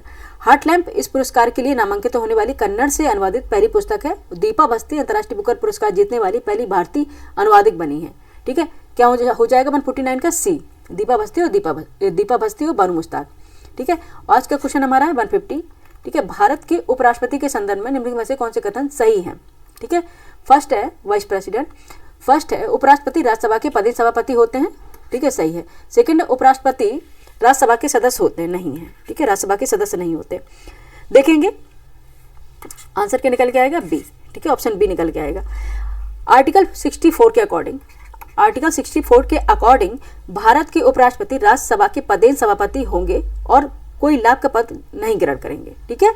क्या हो गया, अनुच्छेद 64 के अनुसार भारत का उपराष्ट्रपति राज्यसभा का पदेन सभापति होगा और कोई लाभ का पद नहीं ग्रहण करेगा, ठीक है। ये बताया गया आर्टिकल 64 में, ठीक है, आर्टिकल 64 में बताया गया है। उपराष्ट्रपति राज्यसभा का सदस्य नहीं होता है, बिल्कुल सही है। इसमें क्या कहा है, होता है, भी गलत होगा। राज्यसभा के सभापति को पद से तभी हटाया जा सकता है जब उसे भारत के उपराष्ट्रपति पद से हटा दिया जाए, ठीक है। राज्यसभा के सभापति को पद से तभी हटाया जा सकता है जब उसे भारत के उपराष्ट्रपति पद से हटा दिया जाए, क्योंकि वो पदेन अध्यक्ष है, ठीक है। उपराष्ट्रपति राज्यसभा के पदेन सभापति होते हैं, ठीक है, और उसे राज्यसभा के सभापति को पद से तभी हटा सकता है जब उसे भारत के उपराष्ट्रपति पद से हटा दिया जाए, ठीक है। तो आंसर क्या हो जाएगा, निकल के आएगा ऑप्शन बी, ऑप्शन बी इसका राइट आंसर हो जाएगा। यहाँ पे हमारे पूरे 150 क्वेश्चन कंप्लीट हो गए बच्चे, और पार्ट हमारा सेकंड भी कंप्लीट हो गया। पीसीएस का पेपर जो हमने सॉल्व कराया है, पीसीएस का पेपर सॉल्व कराया है, ये हुआ था यूपी पीसीएस का पेपर सॉल्व कराया है, ये हुआ था 27 अक्टूबर को, ठीक है, 27 अक्टूबर को कंप्लीट हुआ था। और ये पार्ट फर्स्ट और पार्ट सेकंड में हमने कंप्लीट करवा दिए हैं, ठीक है। 75 क्वेश्चन कराए हैं, 150 का क्वेश्चन पेपर होता है। ये आने वाली आपकी जो परीक्षा होंगी उसके लिए बहुत ज़्यादा मददगार साबित होने वाला है, क्योंकि अब जिस तरह से पैटर्न आयोग चेंज करा है उसी अकॉर्डिंग मैं इसको सॉल्व इसलिए कराया है क्योंकि आप लोगों को जिसने एग्जाम नहीं दिया है वो तैयार हो जाए बच्चे, और प्रैक्टिस में लगातार रखना है, क्योंकि एग्जाम हॉल में जाके नहीं होती, कई बच्चों के ओमार सीट छूट जाती हैं, ठीक है। इसलिए बच्चे हमेशा प्रैक्टिस करते रहना है और डरना नहीं है। आप देखेंगे, हमने देखा है आपके जितने भी व्यूअर हैं ये कम देख रहे हैं, ठीक है, क्योंकि सिर्फ पढ़ना चाहते हैं। अगर सॉल्व नहीं करेंगे उसको, हम अगर पैटर्न को सॉल्व नहीं करेंगे, हम परीक्षा पेपर को या मॉक टेस्ट नहीं लगाएंगे तो एग्जाम हॉल में क्या सीधे लगाएंगे क्या बच्चे, ठीक है। इसलिए ज़रूर इसको देखिए और इससे आने वाले एग्जाम के लिए आपकी बहुत मदद मिलेगी। आप लोग कैसी लगी क्लास ज़रूर बताएं और मिलते हैं फिर नेक्स्ट वीडियो में, ठीक है। Thank you for watching.